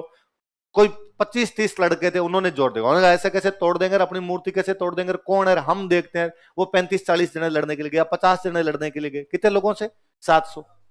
पर वो 50 इतने भयंकर लड़े कि उन्होंने जाते ही शुरुआत के अंदर ही उनके 150 मार दिए। इधर से भी मरमुरा आ गए, 40 एक मरे, 10 एक बचे। पर वो 150-200 मरते दिखे तो बाकी 500 भाग गए। और बाकियों लगा डाकी पड़ रहे हैं, मारेंगे सबको। तो बाकी वाले भाग भूग गए। तोड़ को जब ये कहानी पर चली, उसने कहा 50-700 से लड़ने चले गए, ये बहुत बड़ी बात है ना। क्या उन 50 को नहीं पता था कि 700 से लड़ेंगे, कितने भी मार देंगे, कैसे भी मार देंगे, तो भी अपने सारे मरेंगे। 50 कैसे भी 700 के सामने जिंदा नहीं बच सकते। कोई एक आधा कोई बीच में रह जाए, घायल हो गए, रह जाए कहीं पे, तो भले, बाकी सारे मरेंगे। हाँ साहब पता था। फिर अरे साहब मंदिर कैसे तोड़ने दे आंखों के सामने, मर जाएंगे तो मर जाएंगे, जीवन दूसरा मिल जाएगा, मंदिर थोड़ी आएगा। तोड़ को कहानी में बड़े मजे आए। तोड़ने की और कहानी सुनी कि एक बंदा जा रहा था, ससुराल जा रहा था, अकेला ही जा रहा था। रास्ते में कहीं पता चला कि गायों को लूट के ले गए। किसको लेके लूट के? गायों को लूट के ले गए। और वो बंदा लड़ लिया कि नहीं, गाय नहीं ले जाने दूंगा, गाय क्यों काटने दूं। हमने कहा उस बंदे को हम आज भी देवता के रूप में पूछते हैं, तेजाजी महाराज। उसे कहानियां बड़ी अच्छी लगी कि यार मैंने कहीं दुनिया में ये नहीं सुना कि 50 लोग, 60 लोग, 200 लोग, 500 लोग बड़ी बड़ी सेनाओं से भिड़ जाते थे। बड़े युद्धों के बारे में पूछा तो भी अपने रिजल्ट ऐसे ही थे कि हमारे जोधपुर के और शेरशाह सूरी के बीच में युद्ध हुआ, गिरी सुमेल का युद्ध। और गिरी सुमेल के युद्ध में अपनी तरफ बंदे थे 8600, 8600। कितने बंदे थे? 8। उधर से थे 80,000, 1:10। एक आदमी के सामने कितने? 10। भाई आप ये मान लो कि अपने अपने 500 खड़े हैं आज, अपने 600 बंदे अपने सामने से लड़ने के लिए 10,000 आ जाए, तो सबसे पहले अपनी बुद्धि है कि सरेंडर करो। क्यों मरना भाई, कैसे भी लड़ लेंगे आप, कितने भी बहादुर हो, पर 600 मरोगे तो पक्का है ना। 10 आदमी कितने भी कमजोर है लेकिन पकड़ के मार देंगे, एक एक आदमी को पकड़ के मार देंगे, तो पक्का ही था ना मरेंगे। उसके बावजूद लड़ने के लिए जाना, ये कितना कालजा है। और ऐसे लड़े होंगे, क्या लड़े होंगे उस युद्ध के अंदर, वो कितने भयंकर लड़े होंगे कि शेरशाह सूरी जीता है और जीतने के बाद उसने कहा कि मरा दिया। इस मुट्ठी भर बाजरे के लिए इतनी सेना मरवा गया, इस मारवाड़ में मिलेगा क्या मुट्ठी भर बाजरा, और यार फालतू इतने फौजी मरवा दिए मैंने। टोड को इन कहानियों में मजे आने लगे। टोड ने कहानियां इकट्ठी करने शुरू की। उसने कहा लिखा जाए। अब टोड के साथ दिक्कत दूसरी भी, कहानियां किताबों के अंदर मिलेगी, किताबें कहां मिलेगी? किताबों मंदिरों में। अपने ज्यादातर जो किताबें थी वो जैनों के मंदिरों में थी। किनके मंदिरों में थी? जैन पढ़े लिखे हुए अपने शुरू से, जैनों ने लिखना पढ़ना बहुत जल्दी शुरू कर दिया था, इसलिए जैनों में थी। अब जैनों वाली में आपको जाने कौन दे? आप जैनों के किसी मंदिर में जाकर साहब मैं आपकी किताबें लेना चाहता हूं, तो कौन लेने दे? तो उसने फिर एक जैन सर के पास कोचिंग की, बोले सर मुझे अपना चेला बनाइए और मुझे अपनी किताबों का एक्सेस दिलवाइए। वो जो बंदे थे उनका नाम है यति ज्ञानचंद्र। क्या नाम है? उसने किससे ज्ञान प्राप्त किया? टोड को ज्ञान देने वाले कौन थे अपने? उसके गुरुजी कौन है, नाम बोलो तो। टोड किस रूप में आया राजस्थान? गुरु किसको बनाया? अब उसने कहानियां इकट्ठी की और उसको कहानियों में इतने मजे आने लग गए कि अब वो जब अंग्रेजों से मिलता कि ठीक है उदयपुर रहता है पर कलकत्ता भी जाता है, बातचीत करने के लिए जाना पड़ेगा, बॉम्बे भी जाएगा, उसके दोस्त मिलते बाकी, उसके दोस्त पूछते और टोड तेरी पोस्टिंग तो यार उधर राजस्थान कर रखी, बताते हैं उदयपुर कर रखी। उसने कहा हाँ यार मैं उदयपुर रहता हूँ। यार वहां तो कैसे मन लगता होगा, अकेला तू रहता है। उसने कहा नहीं नहीं यार जोरदार मन लगता है, वो लोग बहुत अच्छे हैं। अच्छा अच्छे है मतलब तेरी यूं खातिरदारी वगैरह अच्छी करते हैं? उसने वो तो करते हैं, वो तो सब जगह भी खातिरदारी तो अच्छी हो ही जाती है, लेकिन यार उन लोगों की कहानियां बहुत अच्छी है। ऐसी क्या कहानियां? और उसने वो कहानियां उनको बतानी शुरू की कि यार गजब डाकी लोग हुए। 50-50 लड़ने के लिए 1000 से चले जाते, 700 आदमी लड़ने के लिए 8000 से चले गए, 8000 आदमी लड़ने के लिए 1 लाख से चले गए, कोई मौत का डर ही नहीं था। यार औरतें इसलिए आग के अंदर चली जाती है कि कोई दूसरा उनके हाथ क्यों लगा दे। कि भाई मेरा पति लड़ता हुआ मर जाएगा, उसके बाद जो दुश्मन है वो बहुत दुर्दांत टाइप का बंदा है, वो मुझे उठा के ले जाएगा। उसे लगता है कि नहीं नहीं, दूसरा मेरे हाथ नहीं लगा सकता, इससे अच्छा मैं पहले अग्नि में प्रवेश कर जाऊं।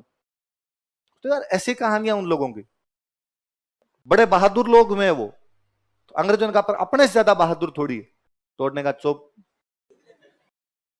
ये तो आजकल लड़ाई कर नहीं रहे, बाकी अपने से लड़ाई कर ले तो अपने तो गाल पे थप्पड़ मार मार के लाल कर दे।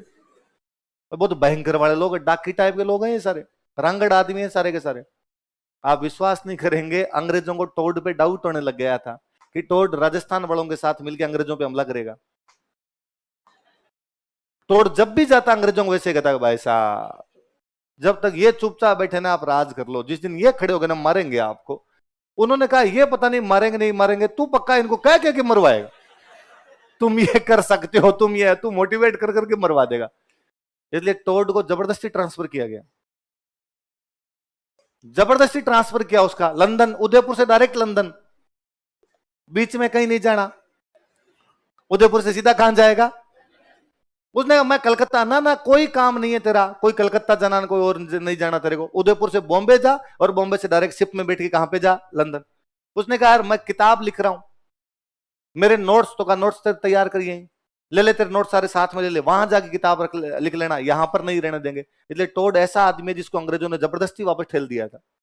अंग्रेजों ने यहां रहने, इंडिया में नहीं रहने दिया कि ये राजस्थान वालों के साथ मिलकर अपने प्रति कोई ना कोई हंगामा करेगा। टोड यहां से वापस लंदन जाता है, तो लंदन जाने से पहले वो अपने एक दोस्त को लेटर लिखता है। उस लेटर के अंदर टोड लिखता है, मुझे कई बार लगता है कि यार टोड इतना महान आदमी हुआ हम राजस्थान के लोगों के लिए कि हमें उसके मंदिर बनाने चाहिए। उसने अपनी कहानियां पूरी दुनिया को सुनाई है जाके। टोड अपने एक दोस्त को लेटर लिखता है यहां से जाने से पहले, तो लिखता है कि मैं बहुत जल्द लंदन आ रहा हूं, मैं जल्द आकर मैं तुम्हें मेरे राजस्थान के मित्रों की कहानियां सुनाऊंगा, तुम जानोगे कि दुनिया के सबसे शक्तिशाली लोग कहां पे रहते हैं। कितना ज्यादा वो अपनी कहानियों से इंप्रेस रहा होगा, कितना ज्यादा वो अपने लोगों से यहां से प्रभावित रहा होगा कि इतनी बुक में वो बातें लिख के गया अपने बारे में कि उसकी बातों को पढ़ के कई बार अपने को खुद को लगता है कि यार इतना भी तो नहीं रहा होगा, तू बता रहा है थोड़ा ज्यादा नहीं लिख गया तू कहीं पर। इसके बावजूद उसने इतनी तारीफें की अपने। तो जब उसने बुक लिखी तो उसकी बुक के नाम बड़े जोरदार है। उसकी एक बुक है, उस बुक का नाम इधर सुनना, देखो आप, एनाल्स। क्या लिखा है? इसका मतलब होता है इतिहास। क्या मतलब होता है? इतिहास।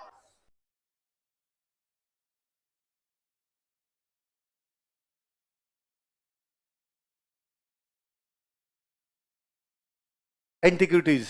क्या लिखा है? एंटिक्विटी का मतलब होता है पुराना। एंटिक्विटी का मतलब क्या? ये जो मैं अभी आपको बता रहा था, मंदिर कितना पुराना है ये सब पता लगाना, इसको क्या बोलते हैं? एंटिक्विटी। या हिंदी में ज्यादा अच्छा शब्द बोलूं तो पूरा तत्व है। क्या बोलते हैं? लिखना नहीं, इधर देखो, इधर इधर देखो एक बार, लिखो मत ना, मैं टाइम दूंगा लिखने का। एनाल्स का मतलब क्या होता है? हिस्ट्री। हिस्ट्री मतलब जो लिखी हुई है। एंटिक्विटी मतलब ये जो मंदिरों से इनसे जो बातें पता चले, पूरा तत्व है, पुरानी जो चीजें होती है उसको क्या बोलते हैं? एंटिक्विटी। इसलिए दारू की बोतल का नाम है एंटिक्विटी। दारू के लिए कहा जाता है जितनी पुरानी होगी उतनी ज्यादा आप पे चढ़ेगी, इसलिए उन्होंने अपनी बोतल का नाम ही क्या रख दिया? उसने कहा ये पियो, ये पुरानी है, ज्यादा असर करेगी, ज्यादा ढंग से काम आएगी आपके, इसलिए क्या नाम बोलो देखे? Annals and antiquities. एनाल्स मतलब इतिहास, एंटिक्विटी मतलब ऑफ राजस्थान। लिखना मत एक बार, केवल ध्यान दीजिए आप। ऑफ राजस्थान, किसका इतिहास, किसका पुरातत्व है? राजस्थान। हिंदी में यदि किताब होती इसका नाम होता राजस्थान का इतिहास एवं पुरातत्व। क्या नाम होता? राजस्थान का इतिहास एवं, इंग्लिश में लिखी थी, इतिहास को इंग्लिश में क्या बोलते हैं? पुरातत्व को इंग्लिश में क्या बोलते हैं? कहां का? पर गंभीर लोचा तो है कि राजस्थान है क्या? राजस्थान किसको कहते हैं? यहां पे तो अपने मेवाड़ था, मारवाड़ था, बूंदी थी, कोटा था, राजस्थान किसको कहते हैं? तू जो इतिहास लिख रहा है, इसने कह दिया राजस्थान का इतिहास एवं पुरातत्व, पर राजस्थान है कौन सा? किसको राजस्थान कहा जाए? अगले पे ध्यान देना, खूब सारी चीजें क्लियर होगी आपके दिमाग की। इसने लिखा central and western Rajput states.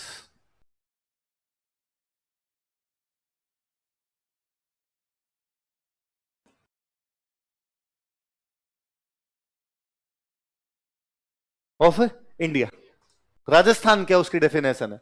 Central and western, इतना इतना पढ़ो, इतने तक पढ़ो, देखो ऑफ इंडिया छोड़ो, ऊपर ऊपर वाले को पढ़ो क्या लिखा है? Central and western Rajput states. दोबारा बोलो, सेंट्रल एंड वेस्टर्न, ये राजस्थान है।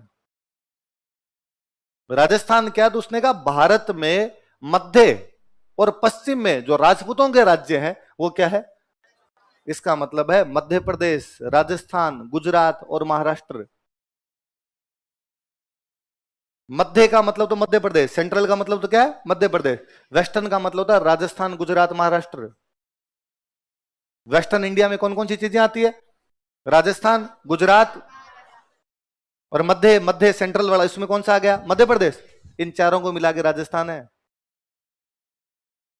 ये सब राजस्थान है। उस समय इस पूरे को राजस्थान कहा करते थे, उसका एक पार्ट हम है, हम बड़ा पार्ट है, इसलिए अपना नाम दे दिया। उनके वो पूरे नहीं आते थे, उनके कुछ कुछ टुकड़े आते। जैसे मध्य प्रदेश का एक भूभाग है मालवा। कौन सा भूभाग है, नाम सुना, मालवा। मालवा नाम की एक जगह मध्य प्रदेश में, सुना ना। राजस्थान के टच करता हुआ मध्य प्रदेश का जो इलाका है उसको बोलते हैं मालवा। जैसे कुछ जिलों के नाम यदि आपने सुने हो, उज्जैन, रतलाम, इंदौर, मंदसौर, नीमच, ये जो डिस्ट्रिक्ट पड़ते हैं, डिस्ट्रिक्ट उनके कौन से इलाके में पड़ते हैं, माल। जैसे अपने यहाँ इलाके हैं मेवाड़, मारवाड़, ढूंढाड़, हाड़ौती, वागड़, वैसे वहां पर एक इलाका, उस इलाके का नाम क्या है, वो मालवा मध्य प्रदेश का नहीं है, राजस्थान है। वो अपना भाग है, वो अपना इलाका है, उसका मध्य प्रदेश से कोई लेना देना नहीं है। ये तो जब राज्य बनाए तो मिला दिया उधर, इतनी सी बात और कुछ नहीं, बाकी वो अपना है। गुजरात के में एक इलाका पड़ता है सौराष्ट्र। कौन सा इलाका है, कभी कुछ जिलों के नाम सुने हो, पंचमहल, बनासकांठा, साबरकांठा, ये अपने हैं। गुजरात का क्या लेना देना है भाई इनसे, अपने डिस्ट्रिक्ट है वो सारे के सारे, हमारे क्षेत्र हुआ करते थे, हमारे राजाओं के कब्जे हुआ करते थे वहां पर, गुजरात को दे दिए। जब भारत, पहले भारत में ये इलाका है, एक भारत का इलाका बनाया, अब इस इलाके में राज्य बनाने हैं, फिर तो तोड़ने पड़ेंगे ना, इतना इसको दे दो, इतना इसको दे दो, इतना इसको दे दो। तो मैं सुबह वाली क्लास में हंस रहा था कि जब मध्य प्रदेश तो बनाया था तो मध्य प्रदेश की तो दुर्गति हुई थी, दुर्गति। मध्य प्रदेश मतलब मध्य में, तो मध्य में इधर वाले का थोड़ा ले लो, इधर वाले का थोड़ा ले लो, इधर वाले का थोड़ा ले लो, इधर वाले का थोड़ा ले लो। तो मध्य प्रदेश तो जब बना के नेहरू जी के सामने रखा तो नेहरू जी ने पूछा ये क्या बना लाए। आपको ताज्जुब होगा कि मध्य प्रदेश जब बना था तब इसकी राजधानी थी नागपुर। मध्य प्रदेश की राजधानी क्या थी, कहां था अब, ये मध्य प्रदेश की राजधानी थी शुरू में आजादी के टाइम। ये बाद में पुनर्गठन किया तब उधर मिलाया। आप कभी देखो तो मध्य प्रदेश को, झांसी, ग्वालियर समझ में नहीं आता कि कौन सा यूपी में और कौन सा एमपी में। झांसी यूपी की तरफ जा रहा है, ग्वालियर एमपी की तरफ आ रहा है। ये कालपी चंदेरी वाला इलाका, महोबा वाला इलाका, बुंदेलखंड, इधर कौन सा क्लियर है ही नहीं कुछ। छत्तीसगढ़ पूरा जनजातीय इलाका था, पूरा जंगली क्षेत्र था, उड़ीसा की तरफ जा रहा है और अपनी तरफ था। मध्य प्रदेश में 2000 तक मध्य प्रदेश के अंदर था छत्तीसगढ़, 2000 के बाद में हटा है, बाउंड्री जाके लग रही है पता नहीं कहां कहां से उसकी। तो सेंट्रल का भी खूब सारा पोर्शन अपने राजस्थान के अंदर है। देखो एक शब्द है राजस्थान, जिसका सिंपल सा मीनिंग है राजपूत राजाओं का स्थान। टोड के अनुसार, टोड ने कहा जो राजपूतों का स्थान है उसको उसने क्या कह दिया, राजस्थान कह दिया। उसमें इलाके कौन कौन से आते हैं, तो उसने कहा एक तो सेंट्रल और एक वेस्टर्न। इसमें भी कौन से स्टेट्स है, किसके, इंडिया, वो राजस्थान है। इसलिए राजस्थान का मतलब ये नहीं है जिसमें आप बैठे हो, राजस्थान का मतलब है सेंट्रल और वेस्टर्न इंडिया। राजस्थान का मतलब क्या है, सेंट्रल और, मैं इस एग्जांपल को और सिंपल करूं, एक किसी टाइम में एक देश हुआ करता जिस देश का नाम था, देश था, यूएसएसआर का मतलब क्या होता था, रूस, Uzbekistan, Tajikistan, Kyrgyzstan, Ukraine, Crimea, Belarus, ये सारे जो इलाके, इस इलाके को क्या बोलते, अभी टूट गया, इसके टुकड़ा हो गए, 16-17 टुकड़े हो गए। अब मैं पूछूंगा आज कौन सा देश यूएसएसआर का प्रतिनिधि है, आप कहोगे रूस, क्योंकि इसका एक बड़ा टुकड़ा किसके पास आ गया, रूस। सेम मध्य भारत और पश्चिमी भारत पूरा राजस्थान था, आज प्रतिनिधि उसका हम है, बड़ा टुकड़ा हमारे पास। गुजरात में एक थोड़ा सा टुकड़ा है, थोड़ा सा टुकड़ा उसका एमपी की तरफ है, कुछ कुछ दूसरे टुकड़े महाराष्ट्र की तरफ है, बाकी पूरा अपने पास आ गया। आई बात समझ में। तो जब तोड़ के राजस्थान की बात करो तो अपने वाले को लेके मत बैठा करो। तोड़ के राजस्थान का मतलब बहुत बड़ा है, तोड़ के राजस्थान का मतलब ग्वालियर तक अपने ही है, ग्वालियर तक जो राजा थे भाई, कारण है कि ग्वालियर के राजा के साथ महाराणा प्रताप की बहन की शादी हो रखी है। यदि महाराणा प्रताप की बहन की शादी ग्वालियर के राजा के साथ है, इसका मतलब उन लोगों के साथ लेना देना है हमारा। हमारे किसी राजा ने मणिपुर के साथ तो शादी नहीं की वहां। हमारा कोई राजा केरला के साथ तो नहीं करके आया। ग्वालियर तक क्यों जा पा रहे? क्योंकि यहां तक आप ही हो, ये आपका भूभाग है पूरी तरीके से। तो अब किताब का नाम दोबारा पढ़ो, देख पहले ऊपर वाला नाम पढ़ो, annals and antiquities of Rajasthan का इतिहास एवं पुरातत्व। राजस्थान क्या है? तो central and western Rajput states. क्या दोबारा पढ़ो, देखे central and western Rajput states of.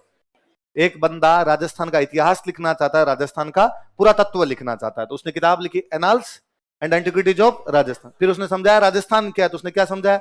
Central and western Rajput states of. पहले बड़ी बात। अच्छा, मैंने अभी बताया कि उसका ट्रांसफर किया, तो उसको उदयपुर से भेजा बॉम्बे, और बॉम्बे से कहां भेज दिया उसको? लंदन। पर वो समझदार निकला, बड़ा जोरदार निकला। वो उदयपुर से गया सिरोही। उदयपुर से कहां गया?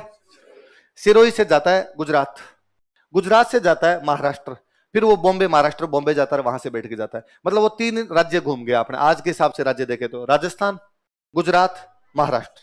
कौन कौन से राज्य घूम गया? राजस्थान, गुजरात, और यही तो पश्चिमी भारत है। ये क्या है? और जहां जहां गया वहां वहां के बीच में लिखता लिखता गया, धीरे धीरे गया। बस उसको कहा ट्रांसफर है, तेरे को जाना है, अब तेरे को और करना। उसने कहा ठीक है चला जाऊंगा।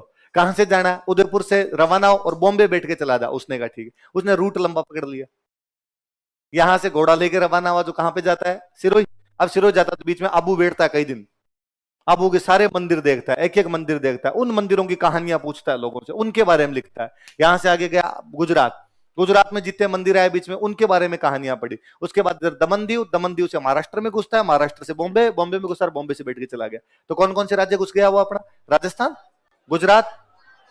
इसको कौन सा भारत बोलते हैं? पश्चिमी भारत में कौन कौन से राज्य आते हैं? राजस्थान, गुजरात। अब गोवा को गिनते हैं, पहले गोवा था ही नहीं, अब गोवा राज्य बन गया तो गोवा गिनते हैं। पर बड़े बड़े राज्य अपने 3 मान लो, राजस्थान, गुजरात और महाराष्ट्र। इसलिए उसने जो दूसरी किताब लिखी उसका नाम है पश्चिमी भारत की यात्रा।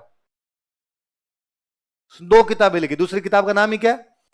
और वो कुछ ही नहीं, वो यही है, मैं उदयपुर से रवाना हुआ, अब हम 5 किलोमीटर पहुंचे, इस गांव में पहुंचे, अब हमने घोड़ों को चारा खिलाया है।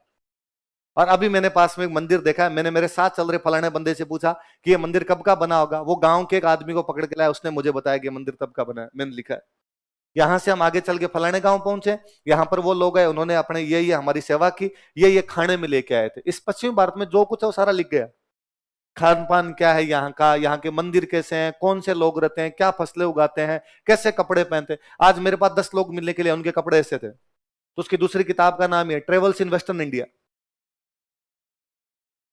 क्या नाम है किताब का?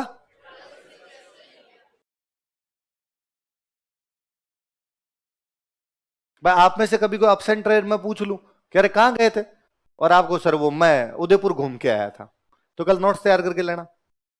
और आप दूसरे दिन नोट्स तैयार करके लाओगे ट्रेवल्स इन उदयपुर, मेरी उदयपुर की।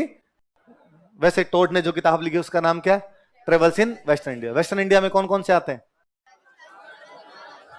उदयपुर, सिरोही, गुजरात, महाराष्ट्र। ये उसकी यात्रा है, तो उसकी ये किताब का तो नाम क्या हो गया? Travels in western India. Western India का मतलब राजस्थान, गुजरात और महाराष्ट्र, और मध्य, मध्य का मतलब मध्य प्रदेश। और यहाँ के जो भी राजपूत स्टेट्स हैं उनको क्या बोलते हैं? उनका उसे इतिहास लिखना और उनका उसे पुरातत्व लिखना। इसलिए किताब का नाम क्या है? Annals and antiquities of Rajasthan. Rajasthan का मतलब क्या है? Central and western Rajput states of. एक और किताब कौन सी है? पहले बड़ी बात। अब इन किताबों के नाम देखते हुए समझ में आया। पहली पहली ऊपर वाली किताब का नाम दोबारा पढ़ो, ऑफ राजस्थान। ऑफ, पहला आदमी ये है जिसने राजस्थान वर्ड यूज में लिया।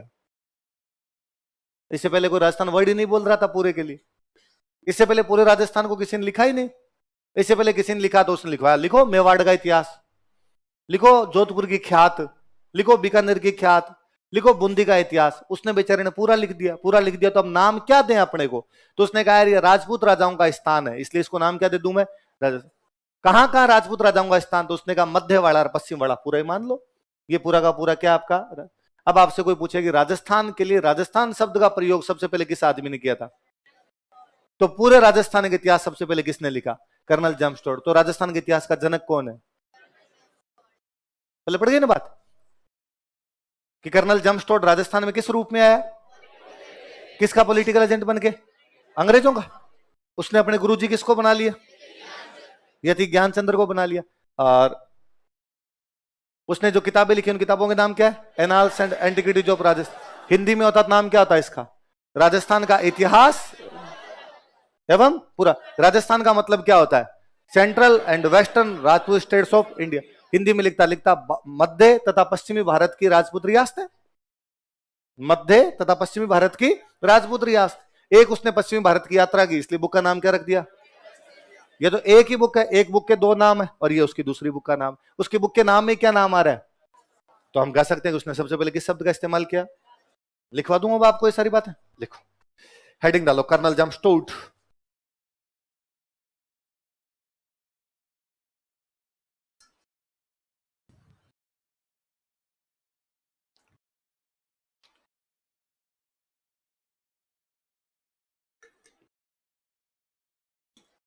थोड़ी सी बात और बताता हूं, देखो। कर्नल टोड स्कॉटलैंड का रहने वाला था। कहां का रहने वाला था? ये ना स्कॉटलैंड, आयरलैंड, ये पहले इंग्लैंड में आते थे। ब्रिटेन, ग्रेट ब्रिटेन जिसको अपने बोलते हैं ना, तो मतलब इंग्लैंड के राजा का इन पे सब पे उधर कब्जा हुआ करता था।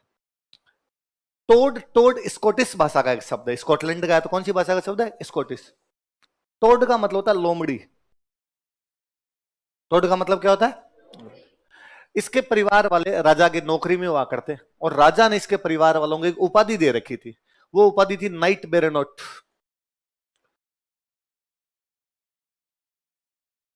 क्या उपाधि थी? नाइट। नाइट का मतलब होता है योद्धा। जो लड़ाई करने वाले हुआ, नाइट्स हुआ करते, योद्धा, वॉरियर्स जो तो हुआ करते, उनको क्या बोलते हैं? नाइट। उनके परिवार का कोई बंदा अच्छी लड़ाई करके आया था, इसलिए उपाधि क्या दे दी उसको? नाइट बेरेनोट। आप यूं मान लो कि अपने देश में होता तो मिल गया परमवीर चक्र, अशोक चक्र, महावीर चक्र, शौर्य चक्र, वैसे उसको क्या दे दिया वहां पे? नाइट बेरेनोट। जिनको नाइट बेरोनेट की उपाधि मिलती उनको एक मेडल मिलता। क्यों मेडल लगा सकते हैं अपने, यहां मेडल लगाते हैं फौजी। वो जो मेडल था, उस मेडल में लोमड़ी का चिन्ह बना होता। मेडल में क्या बना होता?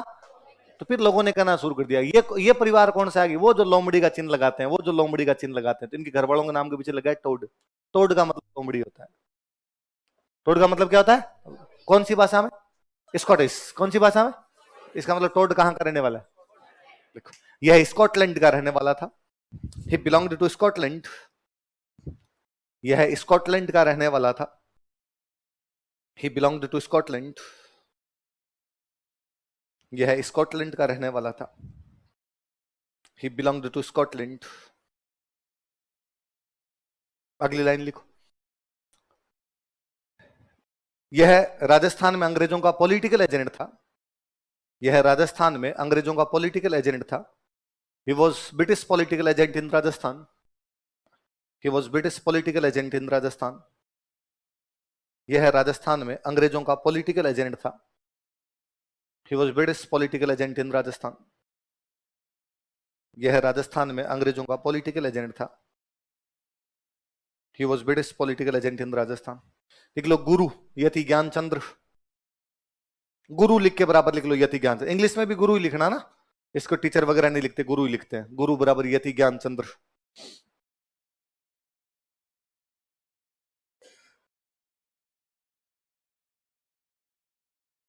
जैन थे यति ज्ञानचंद्र। लिखना नहीं जैन विन, अपने यति नाम यति जैनों के लगता था, ज्यादा लोड नहीं लेना, आगे धीरे धीरे सीख जाएंगे अपन। अच्छा, अब ज्यादा काम की बात यह है कि अपने राजस्थान का इतिहास सबसे पहले किसी आदमी ने लिखा, तो किसने लिखा? टोड। तो हम कह सकते हैं राजस्थान के इतिहास का जनक। लिखो, इसे राजस्थान के इतिहास का जनक कहा जाता है। He is called as father of history of Rajasthan. He is called as father of history of Rajasthan. इसे राजस्थान के इतिहास का जनक कहा जाता है। He is called as father of history of Rajasthan.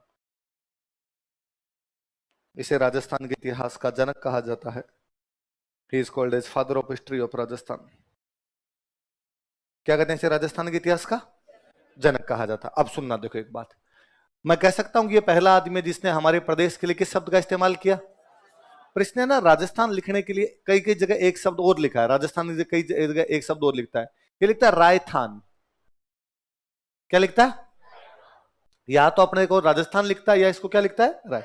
और सुनना, इसका मैं कारण बताता हूं। देखो, अपने यहाँ पे राजा को क्या बोलते राजस्थान में? अपने यहाँ पे राजा को राजा बोलते, राय बोलते, राव बोलते, रावल कहते, रावत कहते, राणा कहते। अलग अलग रियासतों में अलग अलग नाम थे। कई जगह उसको राजा ही कहते हैं, कई जगह राय कहते हैं, कई जगह राव कहते हैं, कई रावल कहते हैं। इसलिए ना कि मेवाड़ वालों के नाम लो तब तो राणा प्रताप है, और जयपुर वालों का नाम लो तो राजा मान सिंह। इधर तो राणा मान सिंह नहीं कहा, ये उसको तो राजा प्रताप नहीं कहा। इसका मतलब टाइटल अलग अलग हुआ करते, कोई इसको राय बोलता, कोई राव बोलता, थोड़े थोड़े अंतर सब जगह हुआ करते।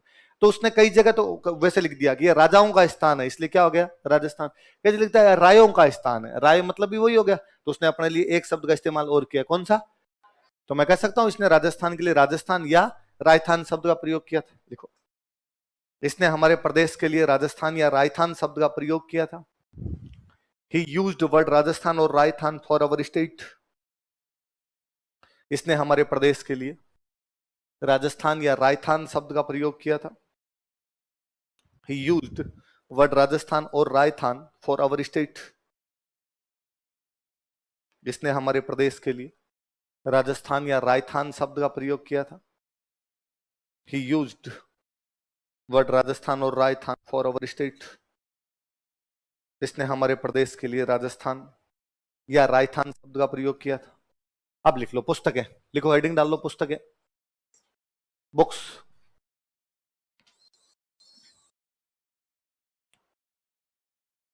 और जैसे बोर्ड पे लिखी हुई एग्जैक्टली ऐसे कैसे उतार लो। ये एक ही किताब के दो नाम है, ये दूसरी किताब, एक किताब वो, एक किताब ये, दो अलग अलग किताबें। हिंदी वाले भी इंग्लिश में नाम उतारना, फालतू की होशियारी नहीं लगन हिंदी में उतारने की अपने, इंग्लिश में पूछेंगे वहां वो नाम, और इस बहाने कम से कम एक इंग्लिश का नाम तो याद होगा।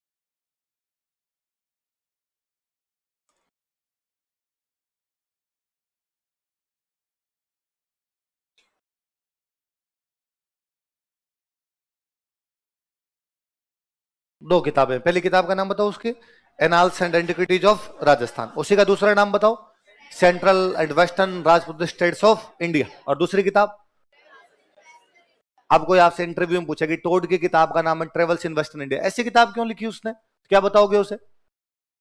सब वो जब वापस जा रहा था तो अपने उदयपुर से गया सिरोही, सिरोही से गया गुजरात, गुजरात से गया महाराष्ट्र, और सर राजस्थान गुजरात और महाराष्ट्र को मिला के क्या बोलते हैं? पश्चिमी भारत। इसलिए उसकी किताब का नाम क्या हो गया? पश्चिमी भारत की यात्रा। कोई पूछे उसकी किताब का नाम annals and antiquities of Rajasthan क्यों है, बता सकते हो? एनाल्स का मतलब हिस्ट्री, एंटिक्विटी का मतलब पुरातत्व है, वो राजस्थान का पुरातत्व बता रहा था, राजस्थान का इतिहास बता रहा था, इसलिए उसकी किताब का नाम क्या हो गया? Annals and antiquities of Rajasthan. कोई अगला पूछे राजस्थान तब तो होता ही नहीं था, राजस्थान का मतलब क्या है? सर एग्जैक्टली, बहुत अच्छा क्वेश्चन पूछा, आपको बता ही दूं। उस समय राजस्थान का मतलब है आज का राजस्थान, मध्य प्रदेश के इलाके, गुजरात के इलाके और महाराष्ट्र के इलाके, इनको सबको मिला के क्या बोला करते थे? इसलिए बेचारे ने उसने क्लियर किया कि central and western, central and western Rajput states जो है उसको मैं क्या बोल रहा हूं? राजस्थान। ताकि किसी भी बच्चे के मन में नहीं आ रहा भाई राजस्थान कौन है, किसका इतिहास लिख रहा है तू, उसने कहा ये लो साहब पढ़ लो। और दूसरी किताब का नाम क्या है? Travels in western. पहले पढ़ी बच्ची थे, अब देखो किताबें क्या करती है, वो टोड वाली किताब दिखाती है। देखो टोड वाली किताब मतलब राजस्थान नहीं, पूरे भारत के लिए उपयोगी किताब है। मैं अभी आपको बता रहा था कि अपने यहाँ पे तो अंग्रेजों का राज नहीं था। अच्छा, अंग्रेज रहते कहां पे थे? राजधानी कौन सी थी अंग्रेजों की? कलकत्ता। गवर्नर जनरल कहां बैठा उनका? कलकत्ता। 1912 तक अंग्रेजों की राजधानी कलकत्ता है। 1912 में राजधानी दिल्ली लाए थे। 1912 तक अंग्रेजों की राजधानी कौन सी थी? कलकत्ता। कलकत्ता ही रहते थे क्योंकि बिजनेस वहीं था उनका, वो बिजनेसमैन थे सारे के सारे, तो वहीं पे रहा करते थे। देखो ये नॉर्मल सी चीज है, बिजनेस हमेशा वहां होता है जो समुद्र के पास होते हैं। बिजनेस वहां होता है जो हमेशा, अपने पास समुद्र नहीं है इसलिए अपने बिजनेस नहीं था। गुजरात, महाराष्ट्र, पूरा साउथ, उड़ीसा, बंगाल, ये सब समुद्र के पास। जो समुद्र के पास थे वहां बिजनेस था, जहां बिजनेस था वहां अंग्रेज थे। बाकी अंग्रेज कहीं नहीं गए। कोई मणिपुर, नागालैंड, कोई छिटपुट कोई चला गया और जाके हो गया, बाकी नहीं बैठे वो जाके, उनको पता क्या लाएंगे रे? बिजनेस थोड़ी है। असम तक चले गए थे, उधर तक बंगाल वाला जो हिस्सा था वहां तक चले गए थे, आगे की तरफ ज्यादा वो नहीं निकले। जहां जहां अपना बिजनेस हो सकता है वहां वहां अपने रह लेंगे। अंग्रेज सबसे ज्यादा उनका मुख्य कब्जा जो हुआ, जब राजधानी कलकत्ता है तो ज्यादा कब्जा भी कहां रहा होगा उनका? बंगाल। कोई भी शासन आता है, भले किसी पार्टी का शासन हो, भले किसी राजा का शासन हो, कोई भी पार्टी या कोई भी राजा जो भी शासन लेके आता है, वो हमेशा चाहेगा कि वहां का सिस्टम भी उसके अनुसार रहे, पूरे सिस्टम को वो मैनेज करे। बीजेपी की सरकार आती है तो अपनी नीतियां बताएगी, कांग्रेस की सरकार आएगी तो अपनी नीतियां बनाएगी। अपने कई बार कहते हैं कि देखो बीजेपी आई तो उसने किताबें चेंज कर दी, कांग्रेस आई तो उसने अपने तो किताबें चेंज कर दी, नया सिलेबस जारी कर दिया। ये इतिहास की एक सिंपल लाइन है, history is written by victors. इतिहास विजेताओं के द्वारा लिखा जाता है। किसके द्वारा लिखा जाता है? जो जीतता है ना वो अपने हिसाब से हेरफेर करता है। सिंपल बात है, आज दिन तक जो जीते हैं ना उन सब ने अपने हिसाब से हेरफेर किए हैं, हम आम में सब नंगे हैं। कोई ये नहीं कह सकता कि हमने तो एग्जैक्टली वही पढ़ा है जैसा था ना, तुमने अपनी आइडियोलॉजी पढ़ाई है, अगला आएगा वो अपनी आइडियोलॉजी पढ़ाएगा। तो अंग्रेज जब थे तो अंग्रेज अपनी आइडियोलॉजी पढ़ाएंगे, सीधी सी बात। अब अंग्रेज मान लो अपने यहां पर एक स्कूल खोला, अंग्रेजों ने पढ़ाना शुरू किया अपने लोगों को। और किसी भी शासन के लिए जरूरी रहता है कि लोगों को अपने पक्ष में लाना है, और लोगों को पक्ष में लाने का सबसे अच्छा तरीका है एजुकेशन। एजुकेशन सिस्टम को ऐसा बना दो कि लोग अपने आप ही आपके पक्ष के अंदर आने लग जाएंगे। इसलिए अंग्रेजों ने बंगाल में इंग्लिश एजुकेशन लागू कर दी। इंग्लिश एजुकेशन में क्या पढ़ाएंगे? यूरोप की बातें बताएंगे, अपनी बातें बताएंगे। और हिस्ट्री वाले मार्ट साहब ने क्लास में पढ़ाया कि बच्चों क्या तुम जानते हो दुनिया में पहली बार कहां पर राजतंत्र खत्म हुआ और लोकतंत्र आया? बच्चों ने कहा नहीं सर हमें तो नहीं पता। कि बच्चों वो जगह फ्रांस है। वो जगह कौन सी है? 1789। बच्चों 1789 में फ्रांस में पूरी क्रांति होती है, राजा को पकड़ के मार दिया जाता है और जनता राज करती है, फ्रांसीसी क्रांति 1789। याद हो गया टाबरों? बच्चों ने सबने कहा यस सर। का इस क्रांति से हमें 3 शब्द मिले, समानता, स्वतंत्रता, बंधुत्व, इक्विलिटी, लिबर्टी, फ्रेटर्निटी। बच्चों इनके मतलब जानते हो? स्वतंत्रता का मतलब होता है सब आजाद है, किसी पर भी किसी भी प्रकार का शोषण नहीं। अब बच्चे ने क्लास में खड़े होकर पूछा तो सर हम तो नहीं है। मास्टर ने कहा बैठ जा, इंटरवल के बाद बात करें। बैठ जाओ, बस क्लास खत्म आज की, इंटरवल हो गया, घर जाओ अपने, कल बात करेंगे अपने। दूसरे दिन कोई दूसरी बात आई कि बच्चों जानते हो दुनिया में पहली बार संविधान कहां बनाया गया था? नहीं बता सर। वो पहला देश जिसने संविधान बनाया वो अमेरिका है। वहां पहली बार मानवाधिकारों की घोषणा की गई। किसकी घोषणा की गई? Human rights 1783, American freedom movement. और एक मानव के क्या क्या अधिकार हो सकते हैं वो बताए गए। बच्चों अधिकार होते हैं, कोई भी बंदा कुछ भी एक्सप्रेस कर सकता है। बच्चा खड़ा, उसने कहा सर कुछ भी? पक्का सर? सर ने कहा बैठ जा। हम अंग्रेजों की एजुकेशन पढ़ के अंग्रेजों से सवाल पूछ रहे थे। ये दुनिया एक ही चीज से घबराती है, सवालों से। किसे घबराती है? अब हम सवाल पूछ रहे थे, सवालों के जब जवाब नहीं मिलते हैं तो आदमी कुलबुल आता है अंदर ही अंदर। यही क्रांति है। जब किसी को सवालों के जवाब मिल जाए तो चुपचाप अपने घर का काम करे, जब सवालों के जवाब नहीं मिलते हैं तब हेर फेर है कुछ ना कुछ। अब बंगालियों के मन में था कि ऐसा क्यों है, हमारे यहाँ पे आजादी क्यों नहीं, हमारे यहाँ पे अभिव्यक्ति क्यों नहीं, या हमारे यहाँ पे अखबार क्यों नहीं, हमारे यहाँ पे खुद का शासन क्यों नहीं। अब सारे लोग तो पढ़े लिखे नहीं, पढ़े लिखे लोग तो थोड़े बहुत होते हैं। अब मान लो बंगालियों की जनसंख्या 1 लाख रही होंगी तो पढ़े लिखे लोग कितने रहेंगे? 1000, 2000, 5000, 10,000 इतने रहे होंगे। अब 10,000 के मन में है कि बंगाल को आजाद करवाना है, बंगाल के अंदर अंग्रेजों का शासन खत्म करना है। अब 10,000 सारे पढ़े लिखों के मन में भी मान ली जाएगी भावना आ गई, पर फिर भी उनको लगता है कि यार अपने तो 10,000 ही है, अंग्रेजों की फौज तो बड़ी है, लड़ेंगे कैसे? यदि अंग्रेजों से की फौज से लड़ने के लिए चले गए तो मार दिए जाएंगे, सारे के सारे पीट दिए जाएंगे। इसलिए उनके सामने कोई हीरो नहीं थे। क्या नहीं थे? इंस्पायर नहीं हो पा रहे थे वो लोग। भावना तो है मन में, वो होता क्या, एक तो आपके मन में भावना है मुझे आरएस की तैयारी करनी है, कैसे करूंगा, होगी कि नहीं होगी, कोचिंग कर पाऊंगा कि नहीं कर पाऊंगा, कहां से करनी चाहिए, क्यों करनी चाहिए, नोट्स पढ़ूं कि नहीं पढ़ूं। यही आपको कोई एक बंदा सेलेक्ट हुआ मिल जाता है, और वो कर देता है, देख मैं बता देता हूँ सिंपल सिंपल, कोचिंग कर ले, कोचिंग में जो पढ़ा है वो पढ़ ले, साथ में थोड़ा थोड़ा ये पढ़ लेना, इससे हो जाता है। मन हल्का होता है, अपने लगता है ना ये एक रास्ता है, इंस्पायर तो होते हैं अपने उससे। क्या होता है भाई, सेमिनार में क्यों टॉपर्स को बुलाया जाए, आपकी क्लासों में क्यों टॉपर्स को लाया जाए, पढ़ाना तो हमें है ना। पर वो जो टॉपर आता है उससे आप इंस्पायर होते हो, उससे आप मोटिवेट होते हो। और मैंने हमेशा देखा है कि जब आपकी क्लास जब हम चालू कर देते हैं, मैं भले क्लास में कितनी बातें बताऊं, पर मैं बीच में कभी कहता हूं आज टॉपर आएंगे, आज आपको बता के जाएंगे, और वो टॉपर आधे घंटे कुछ ही बता के जाए। उस दिन कई बच्चों को लगता है शाम हो जाते किताबें फाड़नी है, आज पूरी रात ही सोऊंगा नहीं, सब कुछ पढ़ लूंगा। मोटिवेशन मिलता है, भले 2 दिन बाद में मसाणी और राग उतरने लग जाता है, और 2 दिन बाद में आपको समझ में आ जाता है दुनिया पितल दी है, कुछ भी रखा हुआ नहीं, अपने जो पढ़ रहे थे वो सही है, अपने हिसाब से पढ़ लेंगे अपने। पर एक बार मोटिवेशन मिलता है। बंगालियों के पास में मोटिवेशन नहीं था उन दिनों, जब बंगाल में भावना तो है कि लड़ना है, लेकिन लड़ने का मोटिवेशन नहीं है। बंगालियों के पास एक किताब पहुंचती है, जिस किताब का नाम ये है, क्या नाम बताओ देखे, ये 1829 की बात है। कब की बात है, 1829 में जेम्स टोड की बुक पब्लिश होती है, annals and antiquities of Rajasthan, English में। कौन सी भाषा में, भारत में इंग्लिश आती बंगालियों को, तो ये पढ़ेगा कौन, बंगाल, अपने लोगों ने तो पढ़ी नहीं, अपने देते बैठे, अपने में तो पढ़ी भी नहीं किसी की। बंगालियों ने पढ़ी, बंगालियों ने जब अपनी किताब पढ़ी तो बंगाली इंस्पायर हुए, और बंगालियों लगा ये क्या है कि 8,000 लोग अकबर के 50,000 से लड़े थे और काट कूट गए उन सबको। ये 8,000 तो मरे, लेकिन शाम तक जाते थे अकबर के 32,000 मार दिए थे। ये 8,000 या 8600 लोग शेरशाह सूरी के 80,000 से लड़े थे, और यदि शेरशाह सूरी के पीछे से सेना नहीं आती तो ये जीत जाते 8600। मुझे लगा यार मुट्ठी भर 50 लोगों ने गांव में हमलावरों के 700 लोगों के समूह को भगा दिया था। उसे लगा कि यार एक महिला ने इसलिए अपना सिर काट के दे दिया कि उसका पति युद्ध करने नहीं जा रहा है। एक महिला, उसका बेटा छोटा, तो खुद युद्ध करने के लिए आ गई। ये कहानियां बड़ी रोमांचित कर रही थी उनको, और बंगालियों को लग रहा था कि जब राजस्थान के मुट्ठी भर लोग ये कर सकते हैं, हम क्यों नहीं। टोड की किताब भारत में राष्ट्रीय आंदोलन शुरू करती है। टोड की किताब भारत में राष्ट्रवाद की भावनाएं भरती है। वो राष्ट्रवाद बंगाल से शुरू होता है। कहां से शुरू होता है, मैं सिंपल एग्जांपल देता हूं। 1915 में बंगाल का एक क्रांतिकारी है जतीन मुखर्जी। क्या नाम है, जतीन मुखर्जी, क्रांतिकारी एक बंगाल के।